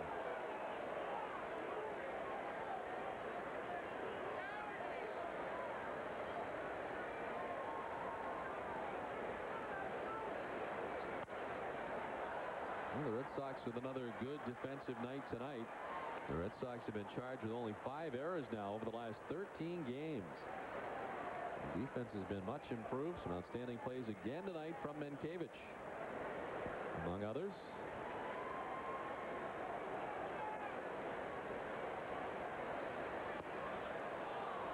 Full count to Toby Hall.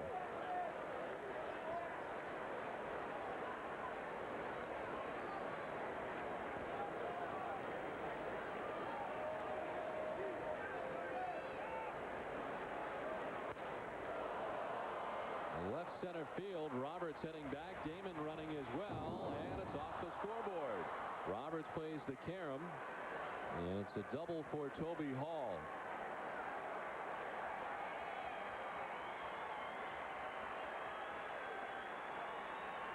Good bid by Johnny Damon trying to time his leap out there at the scoreboard. Toby Hall, too. 3 hits now in his last, 35 at bats, all 3 against the Red Sox. But this time they keep him in the ballpark. There goes Damon. He's going to go crashing up against that scoreboard. And, of course, we've mentioned many times that can be a painful proposition. Looks like he didn't get any of the bolts that time. Jeff Plum, the hitter. Yeah, he managed to do it right in the middle of the letters. That's what you got to go for. Yeah. The letters. No bolts in the letters, just to the edges. Remember the guy that got hooked up on there? Yes. Carlos Lee, wasn't it? Yes. Made a catch here, and he got hooked up against one of the hooks out there. Literally. Took him out pretty far.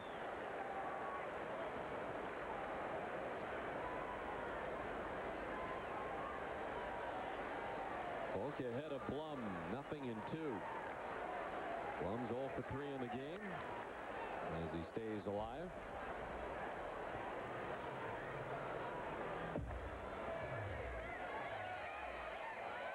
See, Gordy Kuzak's made it the whole game back there behind home plate. Yes, he has. We got to figure he stays for all the Bruins games. Not going to leave in the middle of a Red Sox game. To left. Roberts on the move to make the catch for out number 1 of the ninth. Yeah, but you know how that stuff goes down. A lot of times celebrities, they show up and, they make an appearance, watch 4 or 5 innings and scoot off. Not Gordy. He's been here the whole game. We enjoyed our time with Gordy Kuzak during the offseason. We had our holiday commercial, the Nesson holiday commercial. Oh, yeah, that was quite an event. That was. We had all of us in the same room. I couldn't walk at that point. Remember that? It was right after your surgery. I had knee surgery and my back blew out. It was a rough couldn't do stretch. So you were great in the commercial, I thought. Yeah, they sat me in a chair. Popped up in the short left. Roberts over to make the catch by the stands for out number 2.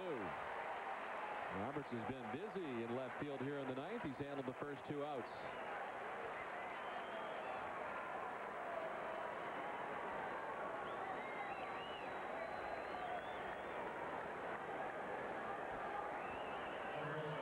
So 2 down, and it brings up Julio Lugo.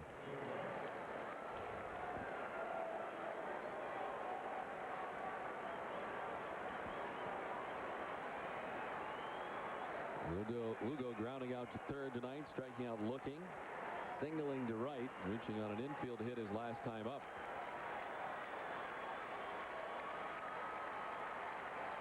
Nine hits for both sides, but it's the Red Sox on top 8-4. And out away from completing this one.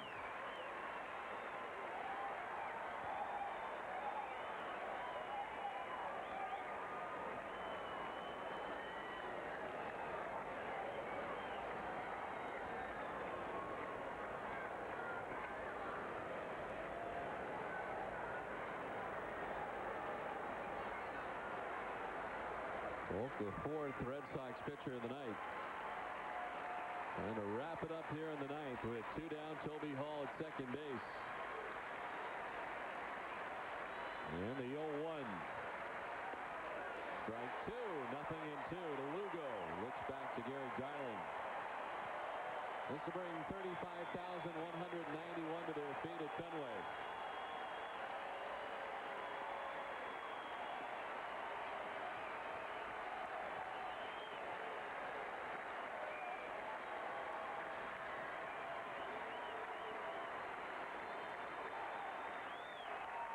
Popped up foul off the right side. Still 0-2. Bronson Arroyo, 6 2/3. Myers at third. Adams an inning. And Polk trying to wrap it up here in the ninth with 2 down.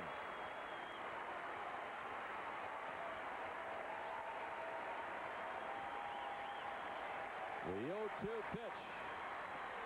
In the dirt and smothered by Veritek. No advance for Toby Hall.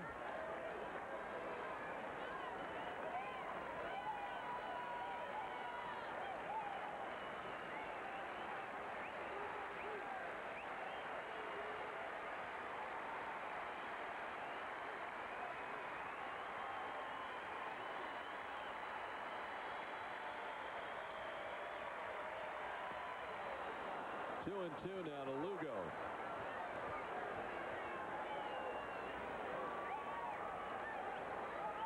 Well, throwing 17 pitches here in the ninth so far.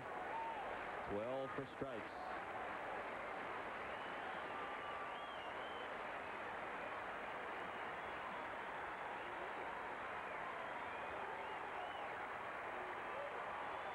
The 2-2 pitch. Strike three call, the Red Sox win. Folk wraps it up in the ninth, and the Red Sox win it 8-4.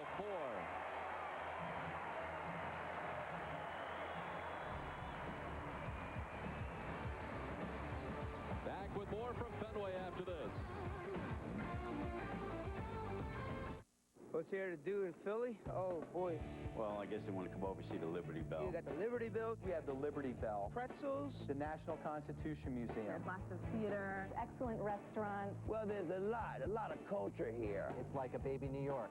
For me, it's cheesesteak. Cheesesteak. Cheesesteak. Cheesesteak? Cheesesteak. Now there's another great reason to go to Philly. You can fly there for just $29 on Southwest Airlines. I love Philadelphia. You are now free to move about the country.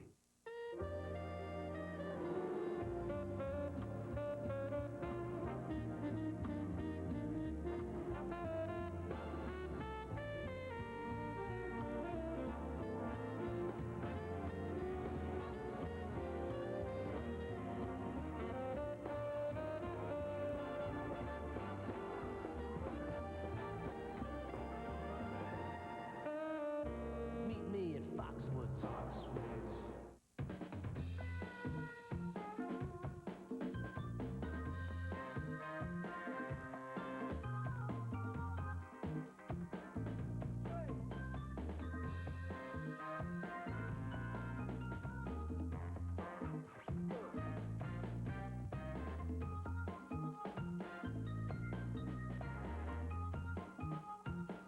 Money on your mind? At Sovereign, we're here with red carpet service. Guaranteed. Back at Fenway, the Red Sox win this one 8-4. The play of the game is brought to you by Foxwoods Resort and Casino. We've selected Jason Veritek's second hit of the night. A base hit with 2 outs to drive in a run. The Red Sox followed with 3 hits after that. All of those hits to drive in runs. On the season, Veritek .433 against Tampa Bay in 8 games with 11 runs batted in. In front of 35,191 in 2 hours and 36 minutes, the Red Sox win 8-4. They're 61-50 with the win. Arroyo the win 5-8. Sosa the loss 3-1. For Jerry Remy, Don Orsillo saying so long from Fenway. It's time now for W.B. Mason's Extra Innings with Tom Caron and Jim Rice. Tom? Don, thanks very much. So a night that started looking like it might be something special for Sosa winds up being a special win at Fenway for the home team. Like we said earlier, we had to win the game, and of course we had to get some from Arroyo, and we had to score runs. We scored enough runs tonight. Boy, Sosa was perfect through the first 4 innings, but when it was all said and done, the Red Sox get the win 8-4. They go to a 1-1 record on the homestand with 8 games to go. Keith Folk. We're wrapping it up. We wrap it up with W.B. Mason's Extra Innings coming up next.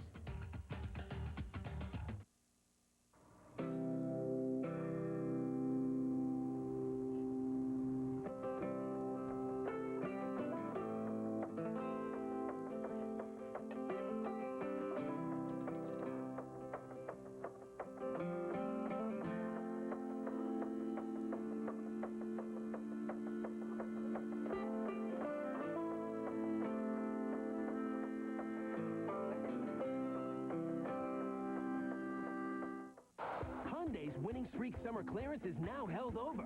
Time is running out to save big on the smart size Hyundai Santa Fe, winner of the Total Quality Award for small SUVs. This award-winning quality lets Hyundai offer America's best warranty, 10 years, 100,000 miles. Plus, get $1,750 cash back or 0% APR on every Santa Fe. So don't walk, run to Hyundai's winning streak summer clearance. Lease a Hyundai Santa Fe for only $249 a month at your local Hyundai dealer. The one you crave is back. Wendy's Bacon Mushroom Melt. Warm cheddar cheese sauce and mushrooms plus hickory smoked bacon. It was worth the wait, so go ahead. Wendy's Bacon Mushroom Melt. It's better here. And our pickup window is open till 1 a.m. or later. Want more adventure this summer? Get more. You'll find it at the Jeep Summer Sales Drive, where you'll get hot deals on your favorite Jeep vehicles, like Jeep Grand Cherokee. Now, during the Summer Sales Drive, qualified lessees who finance through Chrysler Financial can get one for $289 a month for 36 months and only $999 to its signing. Nothing is more fun than summer in a Jeep Grand Cherokee. And now's the time to get yours for only $289 a month. Want more? Get more. Hurry in during the Summer Sales Drive and get the best selection of Jeep vehicles. Closed captioning for Boston Red Sox baseball has been brought to you by Aflac. Aflac. Ask about it at work.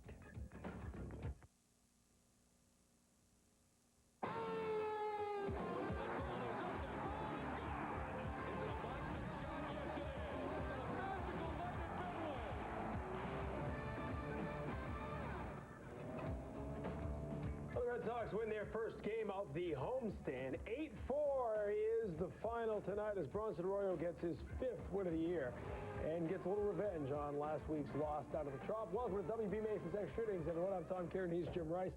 And I don't know, as a hitter, when you start thinking that this pitcher's got something special going, but I'm sure at some point after 4 perfect innings, Sosa started to think this might be a magic night. But the Red Sox battle through it. He had a thought in his head. We talked about earlier, after going out and beating the #1 pitcher, when you got your #5 starter, you think that you're going to breeze through it.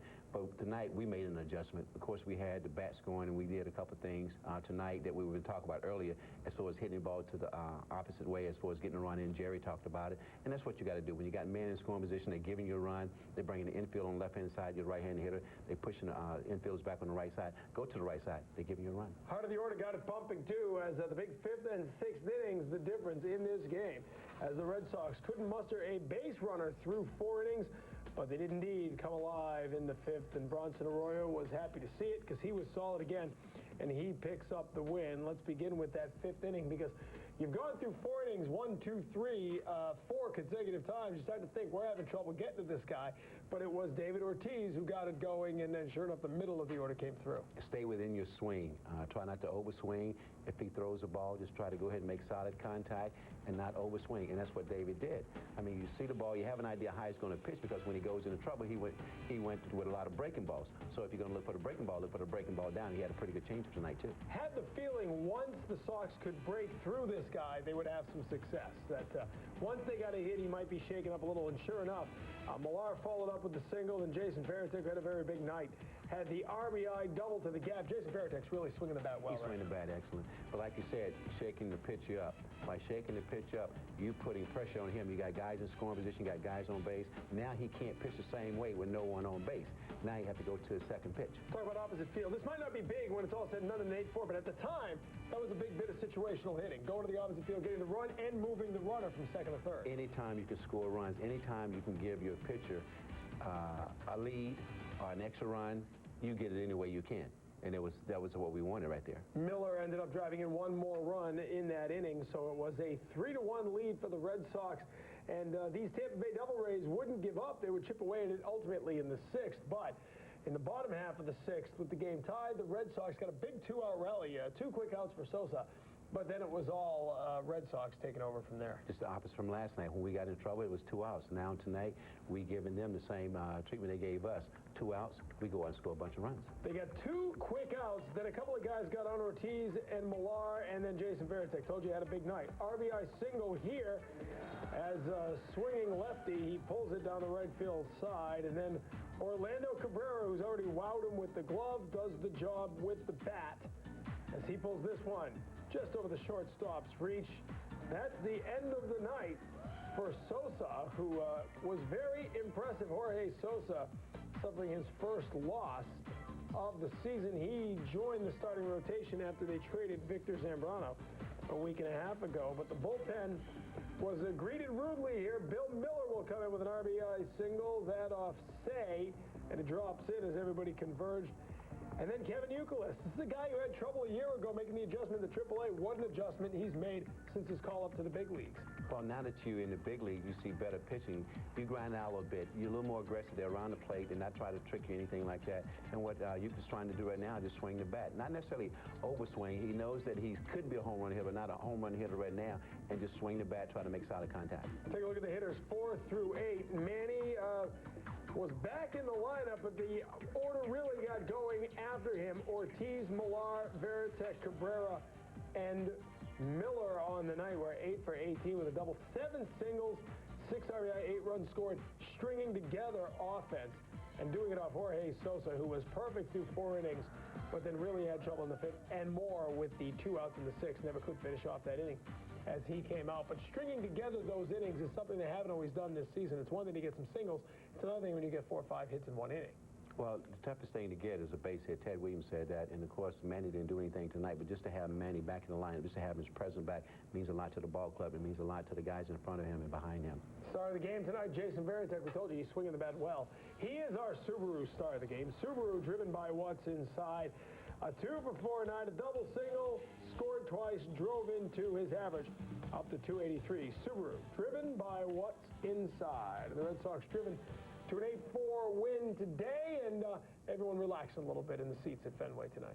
Yes, we scored 8 runs, but this is our number now. We got to get 8 more. Got to get it, yeah. Got to keep that offense going every night. But hey, we said at the top, it's the best sports city in America, right? So says the Sporting News. They were here tonight doing that. We're going to show you all the highlights from a big offensive night and a good night for Bronson Arroyo as the Red Sox get 9 hits, same as Tampa, but they get the 8 runs, doubling up the D-Rays.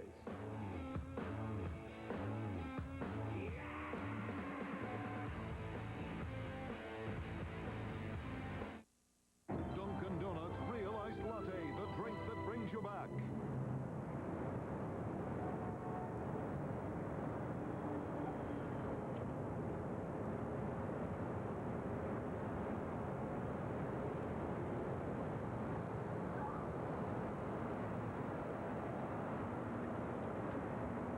Sorry. Dunkin' Donuts Iced Latte, made with real espresso. It's the refreshing way to bring you back to life. Subaru of New England's model year-end clearance on all 2004 Foresters is going on now. The all-wheel drive Subaru Forester, named the best small SUV we've ever tested by the Insurance Institute for Highway Safety. Sport utility tough, car easy. The Subaru Forester, with its powerful 210 horsepower turbocharged boxer engine, brings a new level of driving performance to SUVs. For the best selection, hurry into your local New England Subaru dealer today. Hi, I'm Shonda Schilling, a melanoma survivor. And I'm Kurt Schilling. If you're a baseball fan, you probably know a lot about statistics. Here's one you may not know. 1 in 5 children will develop skin cancer. A person's chance of developing melanoma is directly related to the sun exposure during the first 18 years of life. We want you to know how important it is to stay shaded between noon and 2. Apply sunscreen and wear a hat and sunglasses. Please teach your kids about sun safety and make sure that you are sunwise also. Just remember the Shade Foundation motto, limit the sun, not the fun. Oh, my head.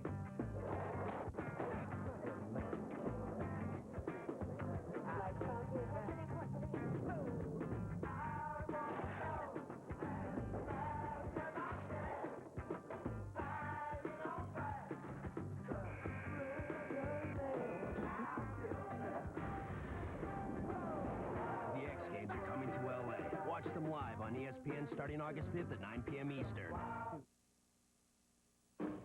Game highlights are brought to you by the Hotel Commonwealth, rated one of the 10 best business hotels in the world by Forbes. Only fitting best ballpark in America, near one of the best hotels in America. The charm and comfort of the hotel, and you can dine at Great Bay enjoying award-winning seafood. It's all the Hotel Commonwealth at Kenmore Square, featuring a new retail gallery with more shops to open this summer. Jorge Sosa, what a start for him. Retires the first 12 Red Sox batters he would face. Like Kevin Youkilis in the third, watches a called third strike to end the inning, and Manny Ramirez in the fourth, watching it called. Third strike to end the inning. 1-0 Tampa. And visions of perfection in Jorge Sosa's mind, but visions of a win in Jason Varitek's mind. A double to right. David Ortiz got the first hit of the game, would score. Still bottom of the fifth. Bill Miller would single, driving in Varitek. That's a 3-1 lead now, as the Sox had taken a 2-1 lead. But with 2 on, Rocco Baldelli lines one down the right field line. Tough play for Kevin Millar, who didn't want him to get by him for the inside of the park home run. Instead, a 2-run triple. But Arroyo would do a good job straining Baldelli at third. Key point of the game. Here, Varitek rifles one to right. Ortiz score. They take the 4-3 lead, a lead they wouldn't give up. Orlando Cabrera with the base hit to left to Kevin Millar will come to score. Sox have a 5-3 lead, and they add to it as Bill Miller's bloop here will drop between 3 Devil Rays. Varitek comes in. That's 6-3. The Red Sox are winning. And Bobby C. comes in relief of Sosa, and Kevin Youkilis says hello to the wall. A double drives in Cabrera and Miller, and the Red Sox have opened it up 8-3. The score 8-4, the final, as the Red Sox win it. They go to 8-3 on the season against the Devil Rays, and they do it despite an 0-for-12 night from the top third of the order. But you look at Ortiz with a couple of hits, Varitek with a couple of hits, Miller with a couple of hits. So 4 through 9, really, the offense being provided tonight in support of Bronson Arroyo, who was solid once again. He went 6 2/3 of an inning, gave up the 3 earned runs on 7 hits. He struck out 6, he only walked 2. Myers, Adams, and Folk did a pretty good job of relief. Myers came in a situation in the 7th and managed to get Huff striking out with a man on. You look at the run support, Arroyo still getting the fewest runs per game. However, they helped out a bit tonight with the 8 runs. When you're a pitcher who's not getting much run support, it's got to be nice to see those 8 runs up on the board. Yes, but you look at your first 3 hitters, you don't want them 0-for-12, though. It's not often you win a game when your top third's 0-for-12. True. And like tonight, I mean, Sosa had everything going, and all of a sudden, you saw in the replay that his fastball wasn't as sharp, and then his breaking ball started hanging. His breaking ball, when he got guys in scoring position, got guys on base, seemed like it started tightening up a little bit. The ball wasn't moving as much.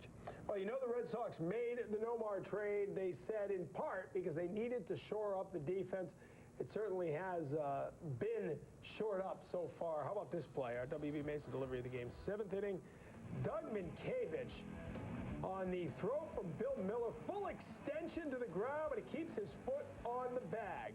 Some of the best defensive first base play we've seen this year. Doug Minkiewicz showing why he won a Gold Glove there a couple of years ago. Sox win at 8-4. That's our W.B. Mason delivery of the game. Back with more. We'll hear from Terry Francona. And later, we'll be joined by Dave Roberts here in studio. It's all coming up after an 8-4 Sox win.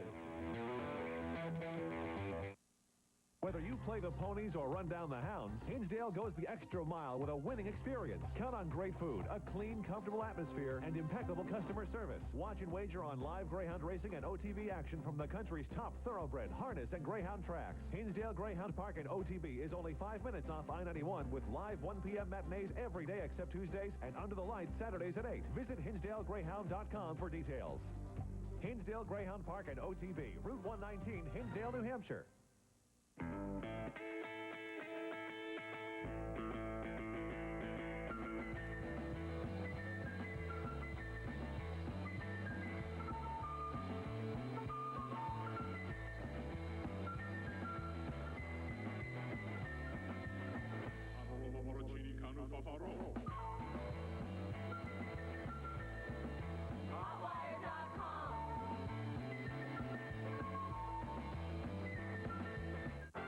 I'm here with W.B. Mason, and we're wearing protective brightness shields. It's for our safety, since we're opening up a box of my blinding white Blizzard copy paper. In this simulated test, even a blindfolded woman shows Blizzard's extra bright whiteness over standard dull white paper. And Blizzard costs less than other bright papers. Blizzard, extra bright paper, extra low price. Would someone remove her blindfold? Boo for W.B. Mason. Get ready for a whole new kind of Dodge. Introducing the all-new Magnum. First you see stunning performance. Another look reveals surprising versatility. Open it up and you'll find a tri-fold cargo floor. bold styling that features a unique access liftgate, even a powerful Boston Acoustics CD sound system, which makes the all-new Dodge Magnum SXT a whole different ride. Want more? Get going. You only have until August 31st to get $1,000 bonus cash on the new Dodge Magnum SXT. Tonight's show is brought to you by W.B. Mason, the official office product supplier of the Boston Red Sox.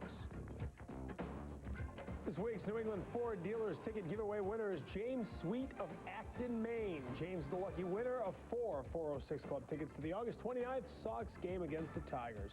For your chance to win, visit Nesson.com and stay tuned here to W.B. Mason's Extra Innings. Well, the Red Sox did not need extra innings tonight. They win it in 9, 8-4 in the final, as they had the big innings in the 5th and the 6th, and some good pitching tonight from Bronson Arroyo. After the Devil Rays had tied it up in the top of the 6th, he managed to strand Rocco Baldelli at third base. That, with nobody out, he hit a triple, scored a couple, nobody out, but he never scored. Red Sox offense picked it up from there. We pick up Terry Francona's press conference as he speaks with the manager. Talk about the swing in the 6th inning there from Arroyo getting out of that jam to then the 2-out rally, the 5 runs with 2 outs. Start over. You lost me. I'm sorry. 6th inning. Arroyo gets Bronson clutched up. I'm sorry. Yeah, and then right after that, you guys explode for the 5 runs. I mean, we come back, take a lead. They answer right back. Baldelli gets that ball down right for the line. It's not what you want to have happen. You know, right when you score, you want to put up a 0. That didn't happen. But the next best thing did. I mean, we're in trouble, and he clutches up and gets out of that. I agree, big. Gives us a chance. We don't have to play from behind. And then we started doing what we're supposed to do. We hit the ball all over the field. We got aggressive on the base. It was good. It was good. The kind of innings we need to put together. Terry, talk about his performance tonight, bouncing back from the tough last outing right now. Well, actually, his last outing I thought was tremendous. I thought it was a very difficult loss for him because he pitched so well. And again, he just like Schill, he's coming back facing the same team. And I just think that he does so many things not to beat himself, especially against a team like Tampa Bay that runs so much. It's so much a part of their game that you don't see him taking off. They just can't. It's too quick to the plate. So it takes away a big part of their offense, and you have to beat him by getting a bunch of hits because he doesn't normally walk a lot of people. That's a good formula for success. You know, he's learning to change speeds, take a little bit off against left-handers because he really has had a lot of success against right-handers. And it's he's learning as he goes, and he's doing a good job. Well, he did a good job. I mean, Bronson Arroyo, I think, has really, we talked about in the pregame show. He's got to hit his spots and command that ball, but he's done a great job of it.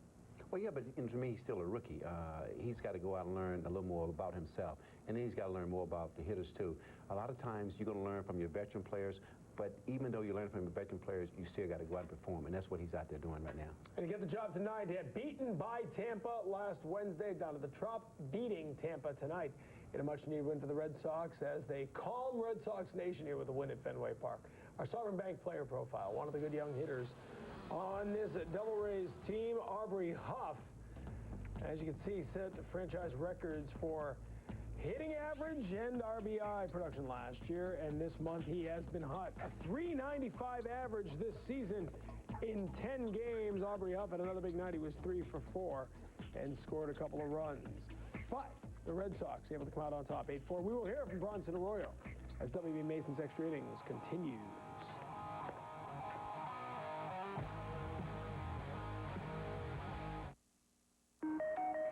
Remember your dreams?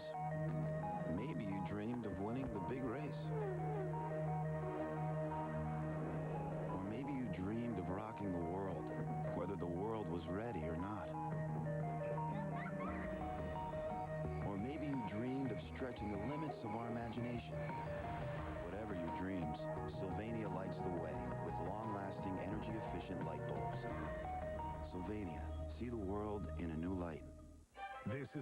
sales event you've been waiting for, the Ford Authorized Clearance. Now get up to $6,245 total cash back, including a no-charge 5.4-liter V8 engine and trailer tow package on Ford F-150 Super Cab and Super Crew models. That's right, $6,245 total cash back, including a trailer tow package at no extra charge. F-150 is the one that's earned the right to be the 2004 Motor Trend Truck of the Year. It's the Ford Authorized Clearance, only at your New England Ford dealer. Boy, I can't wait to get a sweet pie. This is perfect. All right, hold on. Oh, hey, bud, what's the matter? What's wrong? Listen, we got to do this promo. No promo, Bob. I'm doing a TV show. I'm catching fish. I need to catch some fish. Listen, I'm the producer. We need... we're going to go down to producer. Okay, fine, producer Bob. What's the promo? It's Charlie Moore's Summer of Fun. Really? Well, you know what, Bob? For you, I'm going to do this promo. It's the Charlie Moore Summer of Fun on Nessun, with a cool summer full of hot Charlie Moore episodes every Sunday night at 8 on Nessun. Did you know in Canada we have no fair catch rule? No fair catch? No fair catch. Holy mackerel. Hopefully there's aspirin on the side with the medics. Somebody's going to get hurt. No fair catch? Injuries? I see some pain. It could be kind of dangerous. I believe somebody would get killed like that. You guys like it violent out there, huh? Thursday, it's Toronto versus Montreal at 8 on Nessun.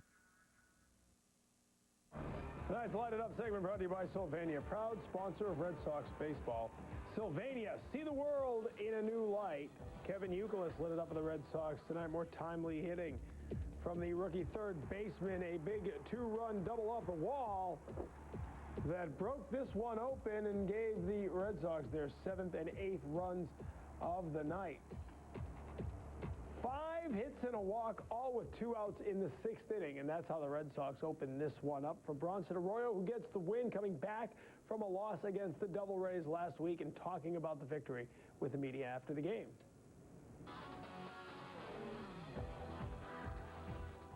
Satisfying to come back the way he did tonight after running last time. Yeah, definitely. You know, to pitch against a team back-to-back times, you know, especially the way I had, you know, the game in hand last time and gave it up, you know, late. Definitely satisfying to come back and, you know, these guys played great. I gave the lead and let them tie it there in the 6th. And, you know, what can you say? Veritek played an unbelievable game. Give up a grand slam to a guy who faced the guy in the start. Are you conscious of that? I mean, is that on your mind? How does that play? Yeah, a little bit. Just, you know, he hit a 1-2 fastball in out of the park. And in that situation, you know, if he hit a fastball in that situation, I'm assuming he can hit it in any situation. So I just stayed away from him tonight and tried not to let him hurt me, you know, deep to left. What do you think of that ground? Go ahead. Oh, that was unbelievable. I've never seen a ball so far foul come back, and I'm just kind of standing around. I think Doug was too, thinking I better, you know, let it go as far as it can. Maybe it'll come back, and it just, you know, shot off like it looked like it was on a pool table or something. What part of the bat did it hit? Did you see him? He hit right off the end of the bat. I just took off. I basically threw him a changeup on the outer half. It was just a little cutter, and he just hit off the end of the bat. When you picked that ball up, did Miller say anything to you? Because it looked like you were ready to turn the fire, and his face was like right there. Yeah, he said he had it. He goes, I got it, but I was already going down for it. And by the time I turned, I didn't think I had him anyway, but I wouldn't have thrown it yet because it looked like it was me and Billy were going to collide if I did. So. Disappointed to come out of the game after that, or you kind of understand the situation? Yeah, I understand the situation, and you know, obviously there's been situations when I'm sure Terry's been questioned about pulling me out of games deep like that, so he definitely wanted to go lefty-lefty matchup, and you know, Huff had hit me good already twice, so. Overall, what are the things you feel that worked for you tonight? Early on, I think we went with a little bit more fastballs, and I think kind of caught him off guard. I didn't go so many breaking balls early in the game, and you know, got some easy ground balls, gave me a chance to rest a little bit, and had some quick innings. So Bronson Arroyo gets the win tonight. He goes to 5-8 on the season, and as we said, a little revenge for last week's loss down at the Trop. 8-4 the final as Arroyo and the Red Sox are victorious tonight at Fenway. Back with more after this.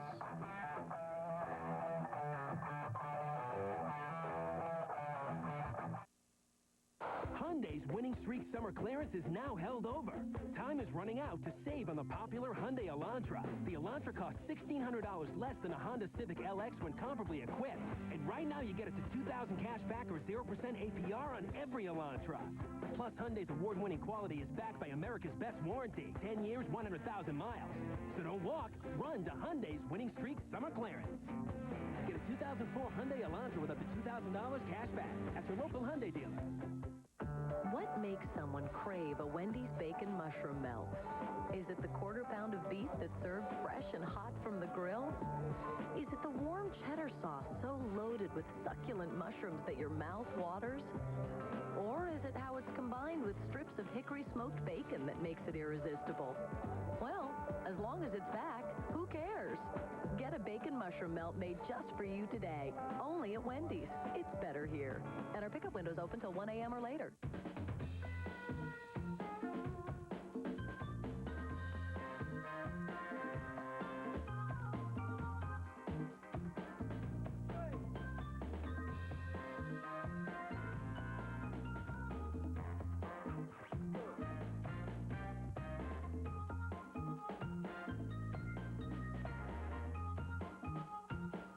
Money on your mind? At Sovereign, we're here with red carpet service. Guaranteed. Tonight's show is brought to you by W.B. Mason, the official office product supplier of the Boston Red Sox. The third annual WEEI Jimmy Fun Radiothon, presented by Nesson, is set for Friday, August 27th at Fenway Park. Join us for an all-day live broadcast as we continue our fight to strike out cancer in children. Two great events will be featured, a panel discussion with the general managers of all 4 local sports teams, followed by a lunch with current Red Sox players to discuss the drive of the playoffs. Call the number on your screen. Log on to WEEI.com for more information. Joined by Jamie Parker now. We had GM Mike O'Connell on before. There is some news for the Bruins today. Yes, there is. And it's not great news, but who knows if there's a season or not, so we'll just go with that. Unrestricted free agent Michael Nylander is not going to be in Beantown any longer. He's headed to the Big Apple. Nylander signed a 3-year deal with the Rangers worth almost $9 million. And Bruins GM Mike O'Connell said he was a little surprised that Nylander left since the Bees offered him a 4-year deal worth similar money per year. In 11 seasons, Nylander has averaged almost a point per game. And how about Rick Fox? He may be headed back to Causeway Street after a recent trade with the Lakers. But sorry, guys, the former Celtic will not be bringing his wife, Vanessa Williams. Fox filed for divorce from the actress today. And, of course, ladies might be not too happy either because Fox is talking about retiring. The couple has been married for 5 years, and they do have a 4-year-old daughter. So that trade just became a little less exciting for a lot of Celtics fans. Hey, both sides, actually. You know, good-looking man and woman. Everything tomorrow morning? Sports Desk? I will have it all. 5 to 9 a.m. All right, we'll take a break, come back. Dave Roberts going to join us in the studio. One of the newest Red Sox will be here to talk, and we'll have a preview of the third game of this 4-game series. It's all on Granite City Electric's Extra Innings Extra, coming up next. We're here live where Big Donald Faison is wrestling with a very tough opponent. Faison's really struggling today, Rich. Well, if you can't take the heat, stay out of the kitchen, right? You got to give credit to the pickle jar. It's putting up one heck of a fight. Yeah, that's some vacuum it's packing, huh? Wait, Faison's loosened its grip. He's done it. Folks, this moment deserves a Pepsi Edge. Reward yourself with new Pepsi Edge. It has full-on flavor, but 50% less sugar and carbs. So feel free to celebrate any little achievement. Tell you what, that would have been an embarrassing loss for Faison. Did you know Ford Escape comes jam-packed for just $249 a month? This is a limited allocation of specially equipped and specially priced 2005 XLT Escapes with a powerful and economical V6 engine, a 4-wheel drive automatic, power moonroof, AC, and keyless entry. This specially equipped Escape comes with a safety canopy system, all for just $249 a month. Just $249 a month for a well-equipped Escape with a safety canopy system. Only at your New England Ford dealer.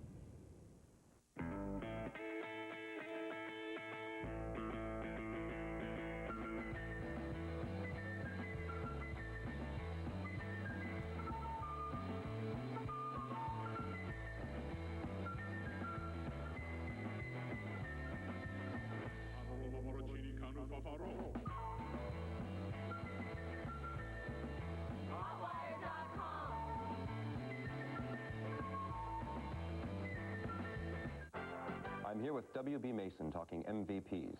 Most valuable performers, like Hewlett-Packard printers, copiers, and fax machines. And when it comes to Hewlett-Packard, nobody beats WB on HP.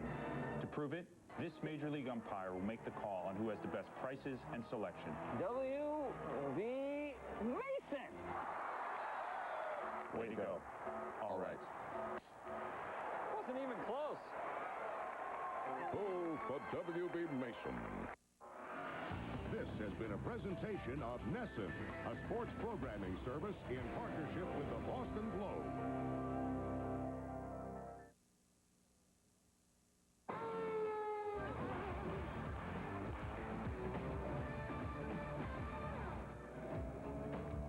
Welcome back, everyone. Granite City Electric's Extra Innings Extra. Tom Kerr and Jim Rice, joined by Dave Roberts. Welcome to the show, and welcome to Boston. Well, thanks, guys. I appreciate it. I'm excited to be here. Tell me about your reaction. Obviously, the Dodgers are a contending team. Probably nobody thinking they're going to be making trades like that. Were you surprised? Yeah, I was definitely shocked because, that old adage, if it ain't broke, don't fix it. But, Mr. DePodesta had a goal in mind, and to make a team better in his mind, that's what he did. But we were all surprised, but that chapter was great part of my life, but I'm really excited about being here. And obviously, it's not like you were going to an Arlington. I mean, you come to the town here that's very excited about it. Yeah, no doubt about it. I mean, this is one of the best places to play in all of baseball. It's such a storied franchise, and, to put on this uniform is really special to me, and I think that I'm very grateful for the opportunity. We were talking before the game, tonight they announced Boston the best sports town in America, and we already knew that. But, it's such a difference. Now, Dodger Stadium is a great place to play. It's one of the great ballparks, outside of the brand new breed of ballparks, but it's a very different crowd out on the West Coast. Without a doubt, without a doubt. I think that when you talk about the city of Boston and the sport and it being a sports town and the fans, the Red Sox fans, the first word that comes to everyone's mouth and mind is passion. They're very passionate and they're very knowledgeable. So I think that, for me, it's great because they have high expectations of me, I'm sure, and of this ball club, and I think that's a great thing, and, they expect big things out of this ball club. It's kind of a quiet night last night. First game to the homestand, I think fans are sort of waiting to see. And then, Nomar was a very popular player, first game without him. Tonight, you probably got a little better feel for what it's like here. No, yeah, definitely. When I come in here as a visitor, it's crazy and it's a frenzy. And last night's kind of quiet. There's a lot of uncertainty, but I think that tonight with the offensive explosion and Bronson did a great game and, some big two-out hits tonight, crowd got real lively, and we're going to build some momentum here. Your trade, the one that brought you to Boston, kind of got overshadowed that day because it was all about the other trade. Oh, without a doubt. I mean, obviously, when you trade a guy like Nomar, who's been such a mainstay in this organization, done so much for this organization, it's obviously a big deal. And you bring in Orlando and Doug McKavitt's couple of Gold Glovers, to shore up the defense. It's a big trade, but I kind of slipped through the cracks a little bit, but you know what? It changed my life a little bit, but I'm excited about being here. Now, you're playing a little left field. The guy next to you can tell you a lot about how to play that wall. I'm sure he can tell me a lot of things. He's got to teach me how to hit the ball over that wall. No, but... How different is it playing out there in front of that wall? It's different. It's obviously a lot different than normal conventional baseball field park, but, I play outfield, so whether I have to play center field, left field, or right field, I'm excited about being in there, and I know Tito's got some decisions every night to make some... for the lineup, but I think that everyone's on the same page. We all want to win baseball games, get to the playoffs, and do something special. You were out there a long time, Jim. What's the secret to playing in front of that Just let the wall be your friend. You got to go out and attack the wall. You can't be afraid of it. Angles. You got to know the angles. If you play in left field, anything hit to your left is going to go towards center field. Anything towards your right is going to hit directly back at you. But you got to play the angles of the board too, and you got to go out there and count your steps. How many steps once you hit that dirt? You got to know how many steps you got to the wall. But man, you got bolts that can bounce. You got ladders. You got the scoreboard. Well, there are left fielders, and then there are outfielders. There you go. All right, we're going to keep them both here. We're going to take a break, come back, and I'm going to listen to these two guys talk outfield a little bit. We'll take a break, come back. Derek Lowe on the Hill tomorrow, and we'll have more with Dave Roberts after this.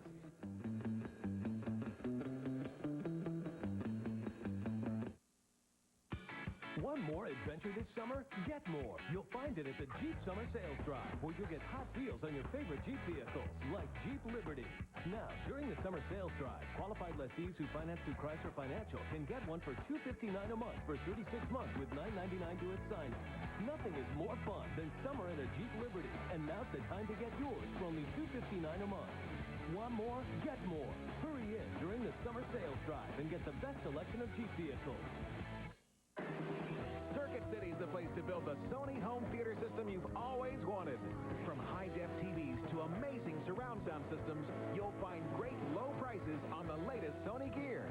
And right now, you'll pay no interest until March of 2006 and get a $200 to $400 rebate, plus 4 free DVDs and a Sony backpack by mail when you buy any eligible Sony Vega home theater system.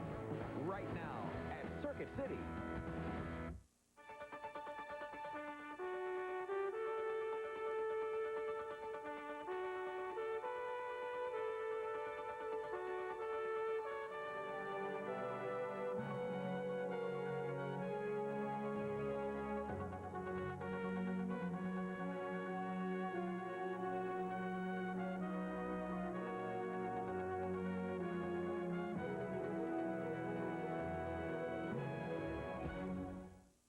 Got some hungry folks? Then pick up an 8-piece KFC Mega Meal featuring 8 pieces of chicken, 2 large mashed potatoes with gravy, large coleslaw, and 4 biscuits, plus a chocolate chip cake. Getting hungry? Well, that's okay. You're in Chicken Capital, USA. The amazing New England Patriots are Super Bowl champions once again. Relive the thrills of the Patriots' exciting championship season with Sports Illustrated and the great new NFL Films DVD, the New England Patriots Super Bowl 38 champions. Plus, this special Sports Illustrated hardbound commemorative. This individually numbered classic offers an inside look at the Patriots' second great Super Bowl season. Both are free with your paid subscription to Sports Illustrated, giving you 56 issues for only $1.59 an issue. Save over 50% off the cover price. Touchdown, Patriots! This Wilson Super Bowl football, designed exclusively for Sports Illustrated, is also free when you use your credit card. You can't get this one-of-a-kind collectible anywhere else. Call now. You'll get all 3 great Patriots collectibles free.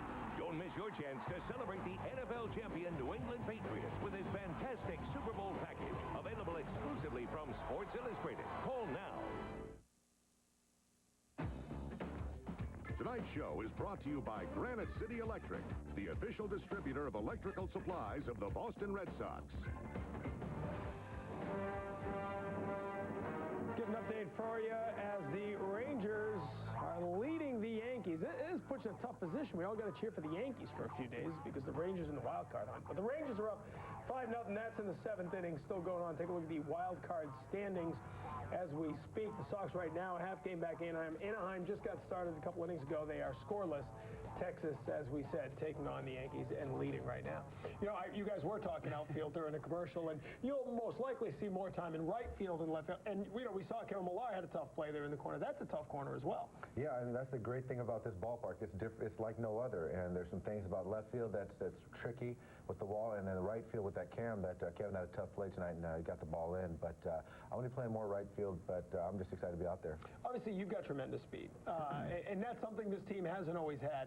But we talked about this with Doug Minkiewicz last night. He sort of gets pigeonholed sometimes as a defensive first baseman. He's got great offensive numbers. Right. Do people sometimes dwell too much on your speed and not talk about the rest of your game, or does it matter? Yeah, I think that's what I think that's just normal. You know, I think if you're pretty good at something, then they like to talk about that a lot. And if you're not so good at something, then they dwell on that as well. But you know, I like to consider myself a pretty well-rounded baseball player. And I know Doug prides himself on that as well. But you know, me being here, I hope I like to think I bring some speed and just kind of balance the team out, because basically Johnny was the only really running threat. But you know, with Orlando, myself, then just makes a very good ball club even better, I hope.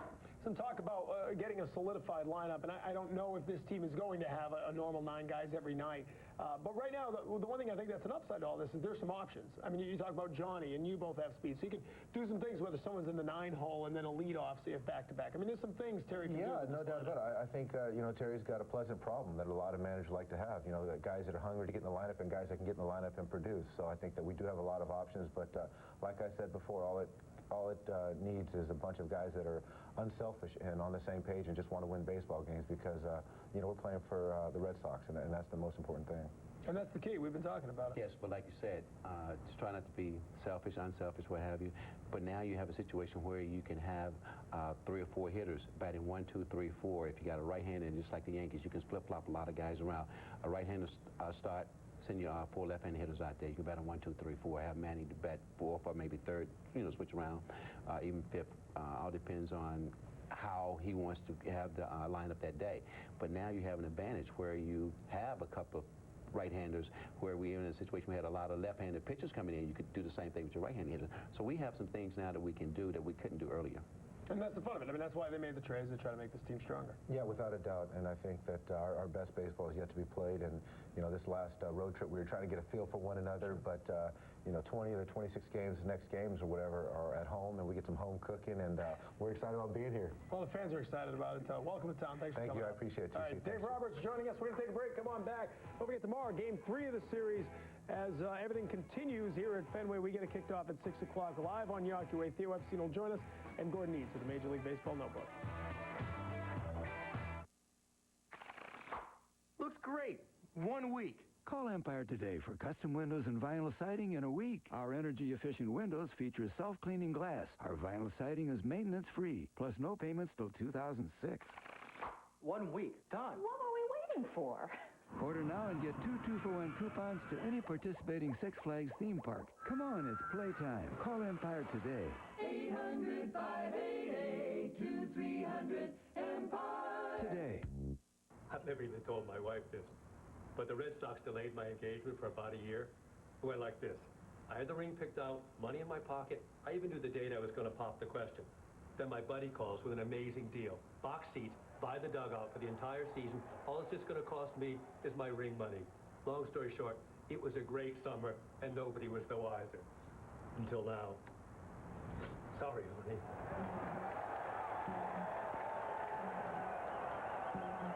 I'll take the blame for the Red Sox loss last year, okay? I had this ritual where I'd sit in this orange chair and watch the game. If I watched the game in that chair, the Red Sox would win.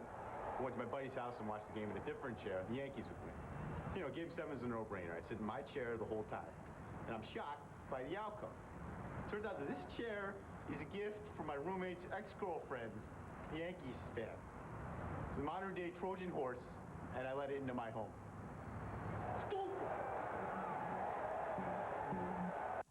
What would you do with a Nesson All-Access Pass to the ballpark? Visit a Friendly's restaurant near you and find out. If you enter and win the Friendly's Fantasy Sweepstakes, you'll arrive at the game in a limo. Watch the team take batting practice from the field. Throw out the first pitch in front of thousands of fans. Visit the Nesson broadcast booth. And then enjoy the rest of the game with Nesson. Enter at your nearest Friendly's restaurant, and your Friendly's fantasy could come true. Here we go, So let me get this straight. You invite us over here to watch the big game, and your cable company doesn't even carry it? Thanks, dude. You want the truth about cable? Are you a fan or what? Boo! I can't watch the game. Don't cry about it. Switch to DirecTV. Call right now and receive a 4-room DirecTV system with standard professional installation free. That's right. Plus, get over 130 all-digital quality channels for only $39.99 a month. And DirecTV offers you access to over 225 channels, including premium movie channels like HBO, Stars, Showtime, and Cinemax. Plus, DirecTV offers your favorite local channels, too. Call now and get a 4-room DirecTV satellite system with professional installation, a $300 value free. Plus, order now and get a free DVD player from VCK.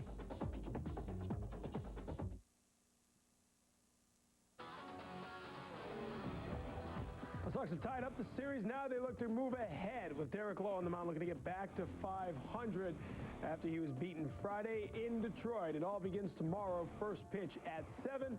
Our coverage begins at 6. Hope to see you then. For Jim Rice, our entire Nesson crew, I'm Tom Caron. Final score for the final time. Sox win at Fenway. 8-4 the final. This has been an exclusive presentation of Nesson, your ticket to Boston Red Sox baseball.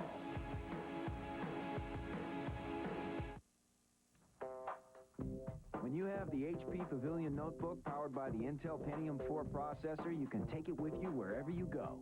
And now you can get your notebook for just $9.99 after rebates. Connect, download, and print remotely with built-in wireless capability. Create mixed CDs and play DVDs when you customize your notebook with the DVD CD-RW Combo Drive. View photos and documents on the 15.4-inch widescreen display, or upgrade to the ZD7000 with larger 17-inch widescreen display and numeric keypad. Call now and for a limited time get a free Combo Drive upgrade and a free 15.4-inch display upgrade, plus get free shipping. Let us help you customize your notebook. The HP Pavilion Notebook with the Intel Pentium 4 processor. You can take it with you.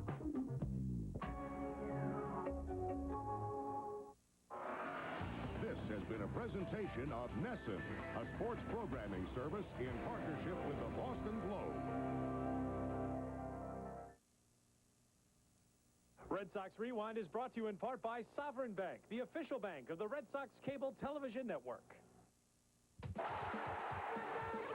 Now on Rewind, the long and winding road trip finally ends, and retracing Bill Miller's trip to the big leagues.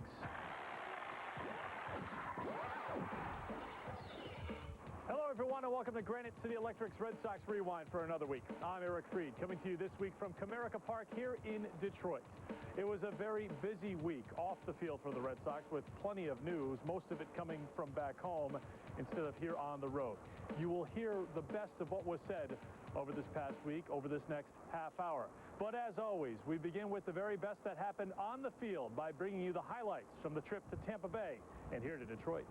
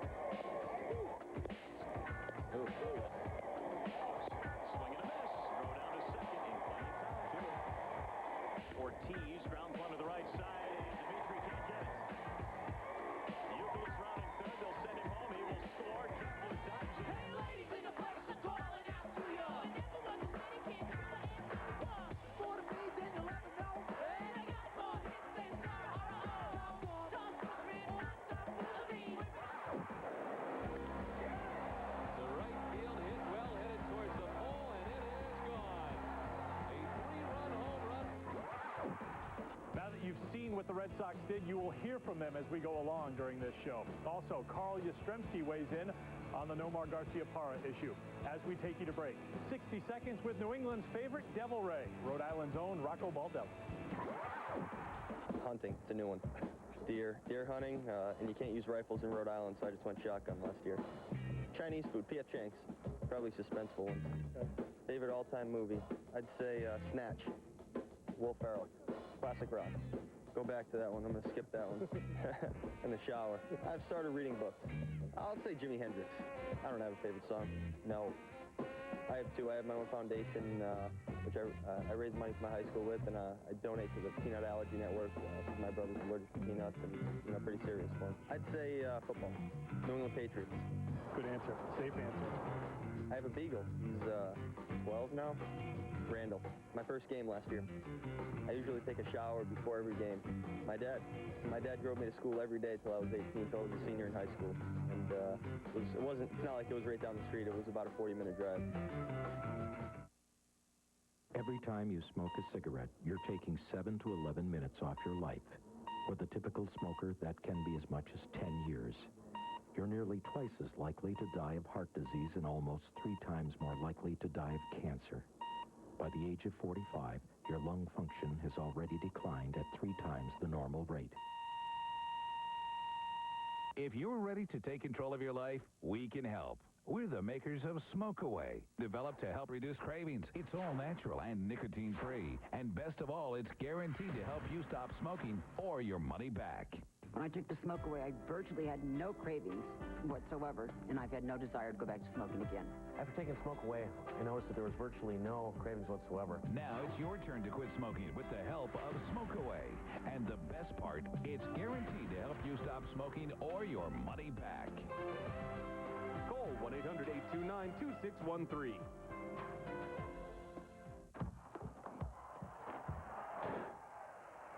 Whose is this? That's my sister's. It is? What? Have a bad poker face? Then PartyPoker.com is for you, because you can learn to play poker for free with thousands of real players. It's fun and as easy as checking your email.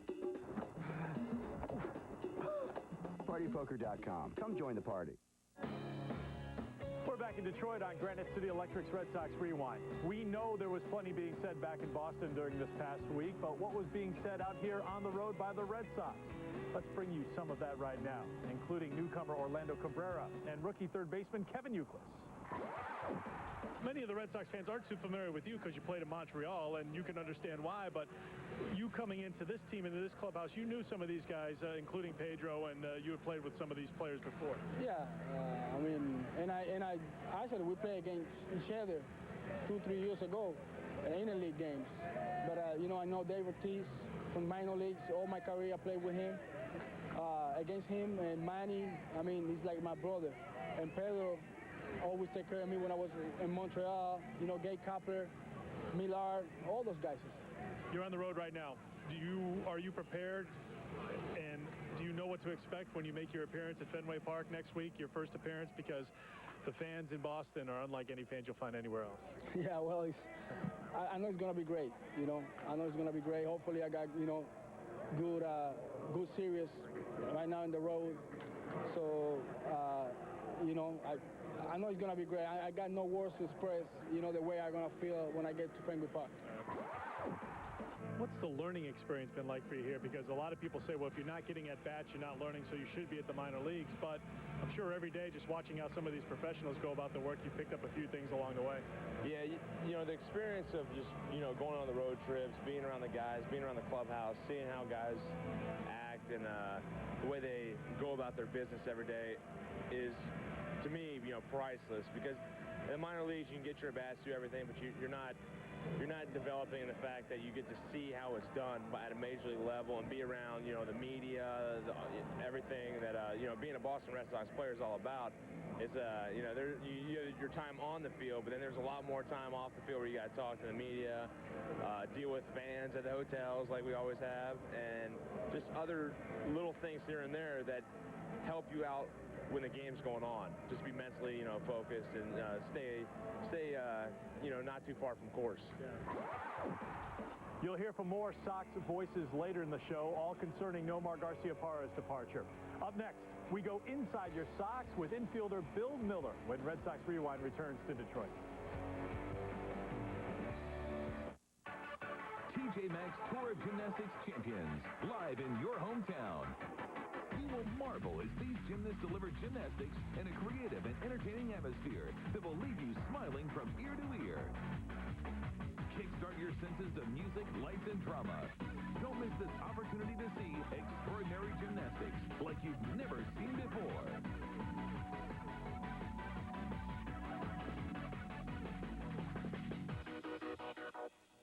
Well, I kind of played everywhere my whole life, but I'd always caught. I think my biggest strength is my mind and my ability to lead and guide a pitching staff. And we have to be able to make on-field decisions. Well, it's something that I've worked on my whole life. Your job is to keep the ball in front of you. I think that's the biggest thing. You're not catching fish. You know, it's not tough, it's fun. Boy, I can't wait to get a free time. This is perfect. All right, hold on. Oh, hey, bud, what's the matter? What's wrong? Listen, we got to do this promo. No promo, Bob. I'm doing a TV show. I'm catching fish. I need to catch some fish. Listen, I'm the producer. We need... we're going to go down to producer. Okay, fine, producer Bob. What's the promo? It's Charlie Moore's Summer of Fun. Really? Well, you know what, Bob? For you, I'm going to do this promo. It's the Charlie Moore Summer of Fun on Nesson with a cool summer full of hot Charlie more episodes every Sunday night at 8 on Nesson. Welcome back. Bill Miller made quite a first impression in his first year last year with the Red Sox, finishing first in the American League batting race, winning his first batting title. But the second year hasn't gone to plan for the Red Sox infielder. Knee pain slowed him down early in the season. Knee surgery eventually fixed the problem. Now he's a member of the everyday lineup once again for the Red Sox. Overcoming adversity is nothing new for Bill Miller, as we find out inside your Sox. Miller hits it in the air to deep left, down the line, it is up and it is gone. The personal things aren't a big deal to me. You know, I'd rather focus on the team and what the team does than what I personally do, because you know, it's not about myself or any titles or any awards.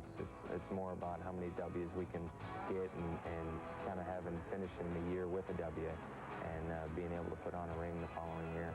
Miller has always downplayed his skills on the baseball field. He played high school ball in St. Louis and was recruited by a number of schools. But even then, he wasn't expecting to make a career out of the game. At the time, I was getting recruited by some Division I schools, so I felt like I had the ability to compete at the Division I level, and then went to Southwest Missouri State for 4 years. You know, things worked out. I was drafted my senior year. I went to Everett, Washington for rookie ball and spent the summer there, and then came back to school to continue to try and get some courses out of the way, but it was called the winter ball that October, and went to winter ball in Hawaii. After his experience in Hawaii, Miller played parts of 3 more seasons in the minors before finally being called up to the majors in late 1996 by the San Francisco Giants. It was very exciting because you know, you never know how long you'll play in the minor leagues, and you never know if you'll ever get that call. It's just kind of like being drafted. It's really a great thrill because a lot of that stuff's out of your control sometimes. And you know, I was just very fortunate to get called up. I got called up twice prior to staying for that last time for 2 months. Matt Williams broke his foot at the beginning of August, and I was able to become the third baseman for the Giants then, and played 2 months of the season there for them. And what a great thrill to be a part of a team and be at that level. Deep to right field, way back there, and that is a career record for Bill Miller. Miller played parts of 5 seasons with the Giants, having his best year in 1998 when he hit .294 with 9 homers and 59 RBI. But after the 2000 season, he was traded to the Chicago Cubs for right-hander Tim Worrell. I would have liked to stay with San Francisco at the time because that's all I knew. That was my first organization. I made a lot of friends. We won the division in '97 and in 2000. So in the winter of 2000, I was traded. So, you know, it was one of those things of, you know, being a part of a group and winning 2 division titles is something that you want to move on and kind of accomplish something bigger than that. So unfortunately, I was traded and wasn't able to be a part of that anymore. But you make a new start, and you know, it's a learning process somewhere else. There's a drive to right. Dunston back, looking up, he can't get it. I was with the Cubs for 2 years, and then the end of my second year with the Cubs, I was traded back to San Francisco for a month for some versatility for them. They were fighting for a wild card spot, and we did it, so that was great for them. And then as a free agent after that season, I signed with Boston. It's sharply down the left field line, a fair ball headed towards the corner. And Miller has his first hit in a Red Sox uniform, and a productive one at that. The Red Sox signed Miller to a 2-year deal as a backup to all-star third baseman Shea Hillenbrand. He was primarily brought in because of his solid defense at the hot corner. On the ground hard, nicely picked in the backhand by Bill Miller. The throw in time. Miller's defense came as advertised, but it didn't take long for him to start making some noise with the bat as well. In fact, Red Sox general manager Theo Epstein was so confident in Miller's offensive ability that he traded Hillenbrand to Arizona in order to let Miller play every day. His offensive numbers have been artificially held down by the tough ballparks he was playing in San Francisco. For an opposite field hitter, which he is left-handed, and the pull hitter, which he is right-handed, and the gap-to-gap guy, it's tough to put up big numbers. It's Impact Valor and a Candlestick before that, in some ways, really tailor-made for his type of swing. This one is rolled to left, back, up, and gone. Anytime you can, you know, an organization like this wants you to be a part of their team, it's exciting because, you know, every year they're going to try and put the best team out there on the field, and every year they're progressing. They're not regressing. So when you're part of an organization that has a shot to go to the playoffs and or make a World Series and or win a World Series, that's what you want to be a part of, because your window of opportunity at this level and being on a great team is very small. So at that point, you know, you have to be very thrilled that a team like this wanted you to come in here and play, and you know, I'm very grateful for that. Miller leads it off, hits it high and deep to right. The trade couldn't have worked out better for the Sox. Miller had a career year with 19 homers and 85 runs batted in. On July 29th, in a game in Texas, Miller became the first player in Major League history to hit grand slams from each side of the plate in the same game. He finished the night with 3 home runs and 9 RBI. The trifecta for Bill Miller, his 3rd home run of the night. Later on after the game, somebody said something like that hadn't been done before, so that was kind of thrilling in itself. But most importantly, you know, we helped the team win, and that was kind of the foundation of the evening. Before coming to the Red Sox, Miller was a career .286 hitter. In 2003, he added 40 points to his batting average and won the batting title by hitting .326, 1 point higher than teammate Manny Ramirez. But in typical Miller fashion, he gives all the credit to his teammates. There's so many talented players, and you know, I have to thank my teammates just for the talent they have. I'm a product of them. It's just a big group of people that are down to earth and understand you know, what they have to do to be successful individually, yet also to be successful as a group. So everyone in there is very intelligent and knows how to go about their business and work hard, and that's what I think we all try and do. The throw to the plate is not in time, and the Red Sox win! It should be a strange week back home for Bill and all the Red Sox in the Sox clubhouse. Miller's locker was right next to the locker of Nomar Garciaparra. Later in the show, number 8 weighs in on number 5. But up next, it's a dream come true for some would-be Red Sox on the field at Fenway. We'll have that when Red Sox Rewind returns here to Detroit. What would you do with a Nesson all-access pass to the ballpark? Visit a Friendly's restaurant near you and find out. If you enter and win the Friendly's Fantasy Sweepstakes, you'll arrive at the game in a limo. Watch the team take batting practice from the field. Throw out the first pitch in front of thousands of fans. Visit the Nesson broadcast booth. And then enjoy the rest of the game with Nesson. Enter at your nearest Friendly's restaurant, and your Friendly's fantasy could come true. Why should you switch to DirecTV today? I was really sick of the way my cable company was treating us. We didn't know we had options, but we did nothing for years. Then I got DirecTV. I had digital cable, and it was crazy. Only some of the channels were actually digital. With DirecTV service, 100% of the channels are digital. I got my entire DirecTV system for free. It was installed for free, and I even got a free DVD player. I didn't have to buy a thing. Have you looked at your cable bill lately? I did. I was paying way too much. With DirecTV, I pay under $40 a month, and I get 125 channels, including my locals. It's better picture, Better sound, more channels, and more reliable. it's free installation. And it was cheaper than cable. You don't have to settle. Get it direct. Get free installation and free equipment for up to 3 rooms through this special television offer. Plus, while supplies last, you'll receive a DVD player free just for subscribing. Pick up the phone and schedule your installation today. Just pick up the phone and do it. Even though your Red Sox were out here on the road, there was a group of determined, excited players wearing Red Sox playing at Fenway Park. They made a donation to the Red Sox Foundation to play in a dream game, and Tom Caron was there.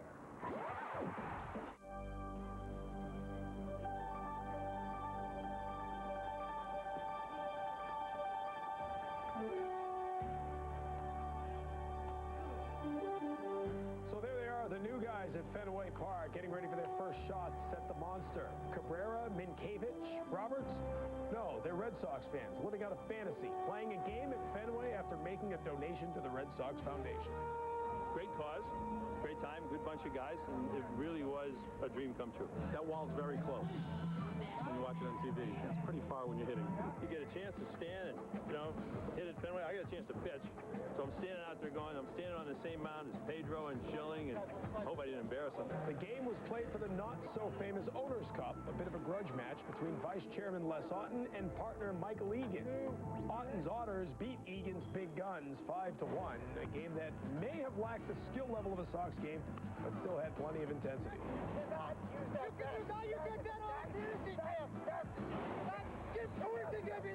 It's a bunch of laughs, and some guys look funny, some guys look pretty smooth, but I think they're just having a good time. And with Bill Lee throwing,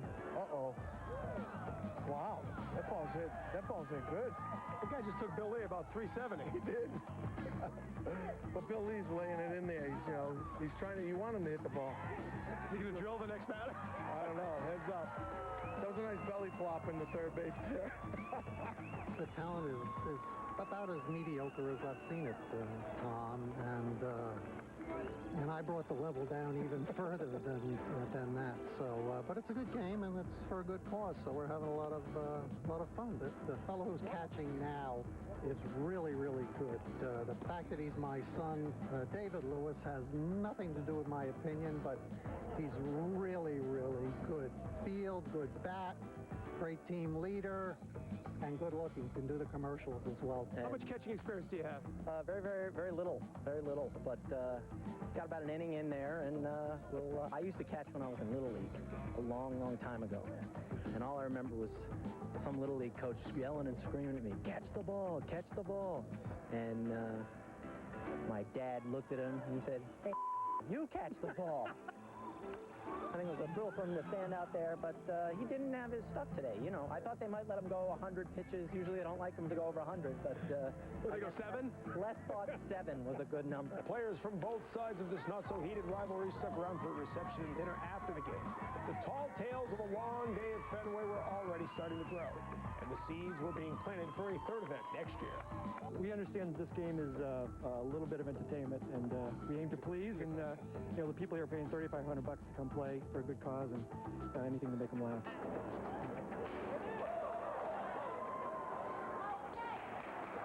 You know, guys are coming back year and year, so we already got veterans already, our second year doing it, and we kind of sold out this year. We had a waiting list, and next year will be even better.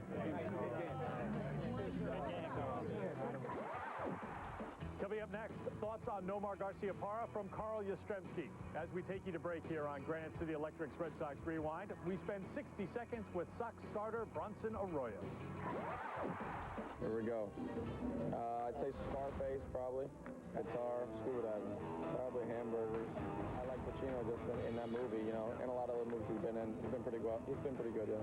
Pearl Jam, Dave Matthews. I can cut my grass. I don't know what you consider a skill, you know. I try to be pretty much like a handyman. You know, I do a lot of stuff around the house. I change my own oil in the car, stuff like that, but I wouldn't consider that a skill.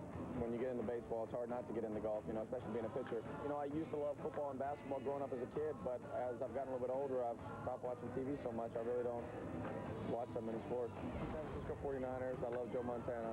Ozzie Smith was my favorite baseball player, so the St. Louis Cardinals were always my team. I love going to Chicago, just because Wrigley is very similar to me to Fenway Park. You know, it's very intimate.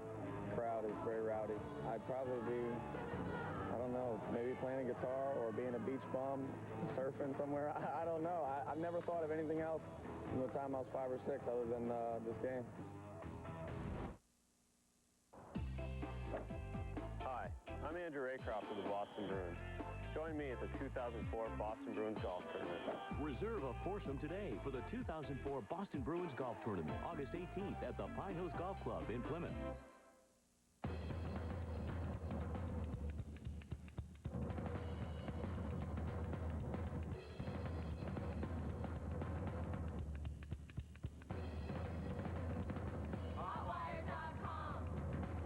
Every time you smoke a cigarette, you're taking 7 to 11 minutes off your life.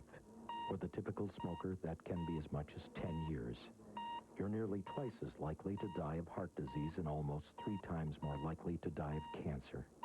By the age of 45, your lung function has already declined at 3 times the normal rate.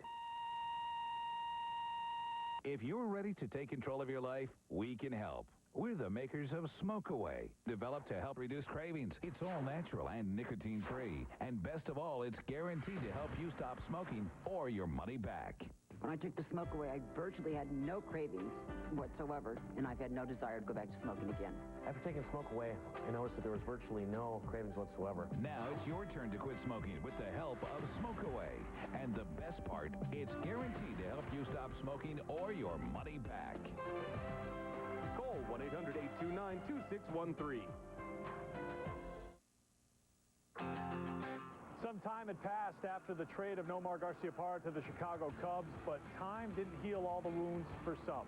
Now some thoughts and opinions on the Nomar trade from the past week. The Red Sox knew they couldn't re-sign him. I'm happy to see that they received some value in return. They have an excellent shortstop to fill the void, and I'm glad they didn't wait. I can remember a great team being dismantled when Lynn and Burleson left, and the Red Sox received little or nothing for them. Carlton Fisk left, they received nothing at all. And like I said, a great team was dismantled. Whereas here, you know, reading what Schilling has to say, this kid is a pretty good ball player. And plus they got a pretty good first baseman, and Mankiewicz has got a decent average hitter, a great fielder. Tell us sort of about the last few days here, how the trade came down, and sort of, you know, what you heard him say and what was said. Well, what I would like to do is just sort of recognize that it is possible for a person to leave an organization and be appreciated for the contribution he made to the organization, and I hope we can get back to that here. We said a lot of very positive and respectful things about Nomar the last couple of days. All of us did, and we meant them. And I don't want to get into a who said what, when, and parse the words and all of that. I think that's a terrible mistake. I think we need to move on. But what I will say is that the origin of this trade was really a bottom-up kind of thing. It was not a top-down mandate. It was a bottom-up decision made by Theo and the baseball operations department on the basis of the best information that they had available. Everything you heard leading up to that, and regardless what was said by whom, but as an organization, by the time you hit that trade deadline or a few hours before, had you come to the decision that a deal had to be made, that you had to move Nomar Garciaparra, or was there still an option towards the end of keeping him if the right deal didn't happen? There was this still came together very much at the last minute, within the last hour or so of the trade time available. In fact, John and I were of the impression that a deal involving Nomar probably would not come together. It was really very much at the last minute when Theo said, "Here is a deal that I think we should make," and then he advocated several reasons for it, not the least of which was his perception of Nomar's limited availability or potentially limited availability in August and September, and that's how it came about. There was an assessment that was not likely that Nomar would be here at the end of the year, but the deal was made. It's time to move on. It's time for us to say, Nomar, we thank you. We appreciate the contributions you made to this organization. You were the representative of this franchise for a long time, but things like this happen in baseball. Players of all stature get traded. And here's one that happened here in Boston, and we need to now focus on the future. Our goal here is to win baseball games and to win this year, to get into the postseason this year. And giving you 56 issues for only $1.59 an issue. Save over 50% off the cover price. Touchdown, Patriots! This Wilson Super Bowl football, designed exclusively for Sports Illustrated, is also free when you use your credit card. You can't get this one-of-a-kind collectible anywhere else. Now, you'll get all 3 great Patriots collectibles free. Don't miss your chance to celebrate the NFL champion New England Patriots with this fantastic Super Bowl package, available exclusively from Sports Illustrated. Call now. Quality items, great prices, and convenient locations. Extramart has all your bases covered. Stop by for a cup of our very own Brew Boy coffee or a double-sized Deli Joe sandwich. Heading for home or running on empty, Extramart introduces Extra Fuel, our own premium quality gasoline. Extramart carries USDA-certified organic Honest Tea and these General Mills cereals on sale just 2 for $4. Priced right and ready to go, Extramart is always a home run. Celebrating 2 decades of sports. Nesson, the New England Sports Network. Closed captioning for Boston Red Sox baseball is brought to you by Aflac. Aflac, ask about it at work.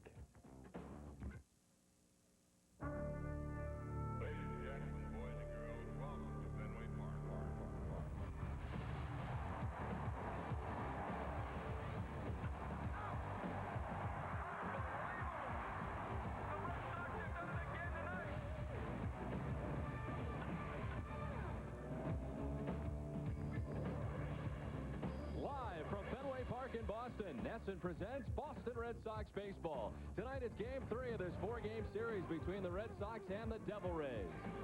Hi, everybody. I'm Don Orsillo, and welcome to Red Sox baseball. The Red Sox at the trade deadline this season really wanted to make their defense better. They have done just that. Since the deadline, the Red Sox have played very good defense. Over the last 10 games, they've had only 5 errors. In fact, 2 unearned runs allowed. The Red Sox lead the league in that category, but lately it's been much better due to the play by their new shortstop, Orlando Cabrera. Over the last 10 games with 1 error. Bill Miller, making the transition from third base to second base, has made only 1 error, and the fine play at first base by newcomer Doug Minkiewicz.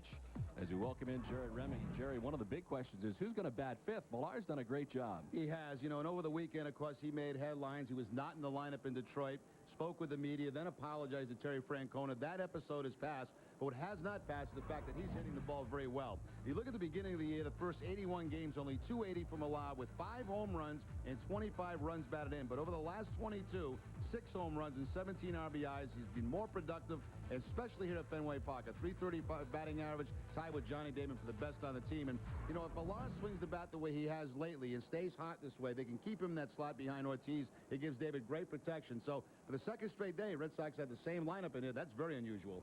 Red Sox have Derek Lowe on the mound. Game 3 of the series is next on Nesson.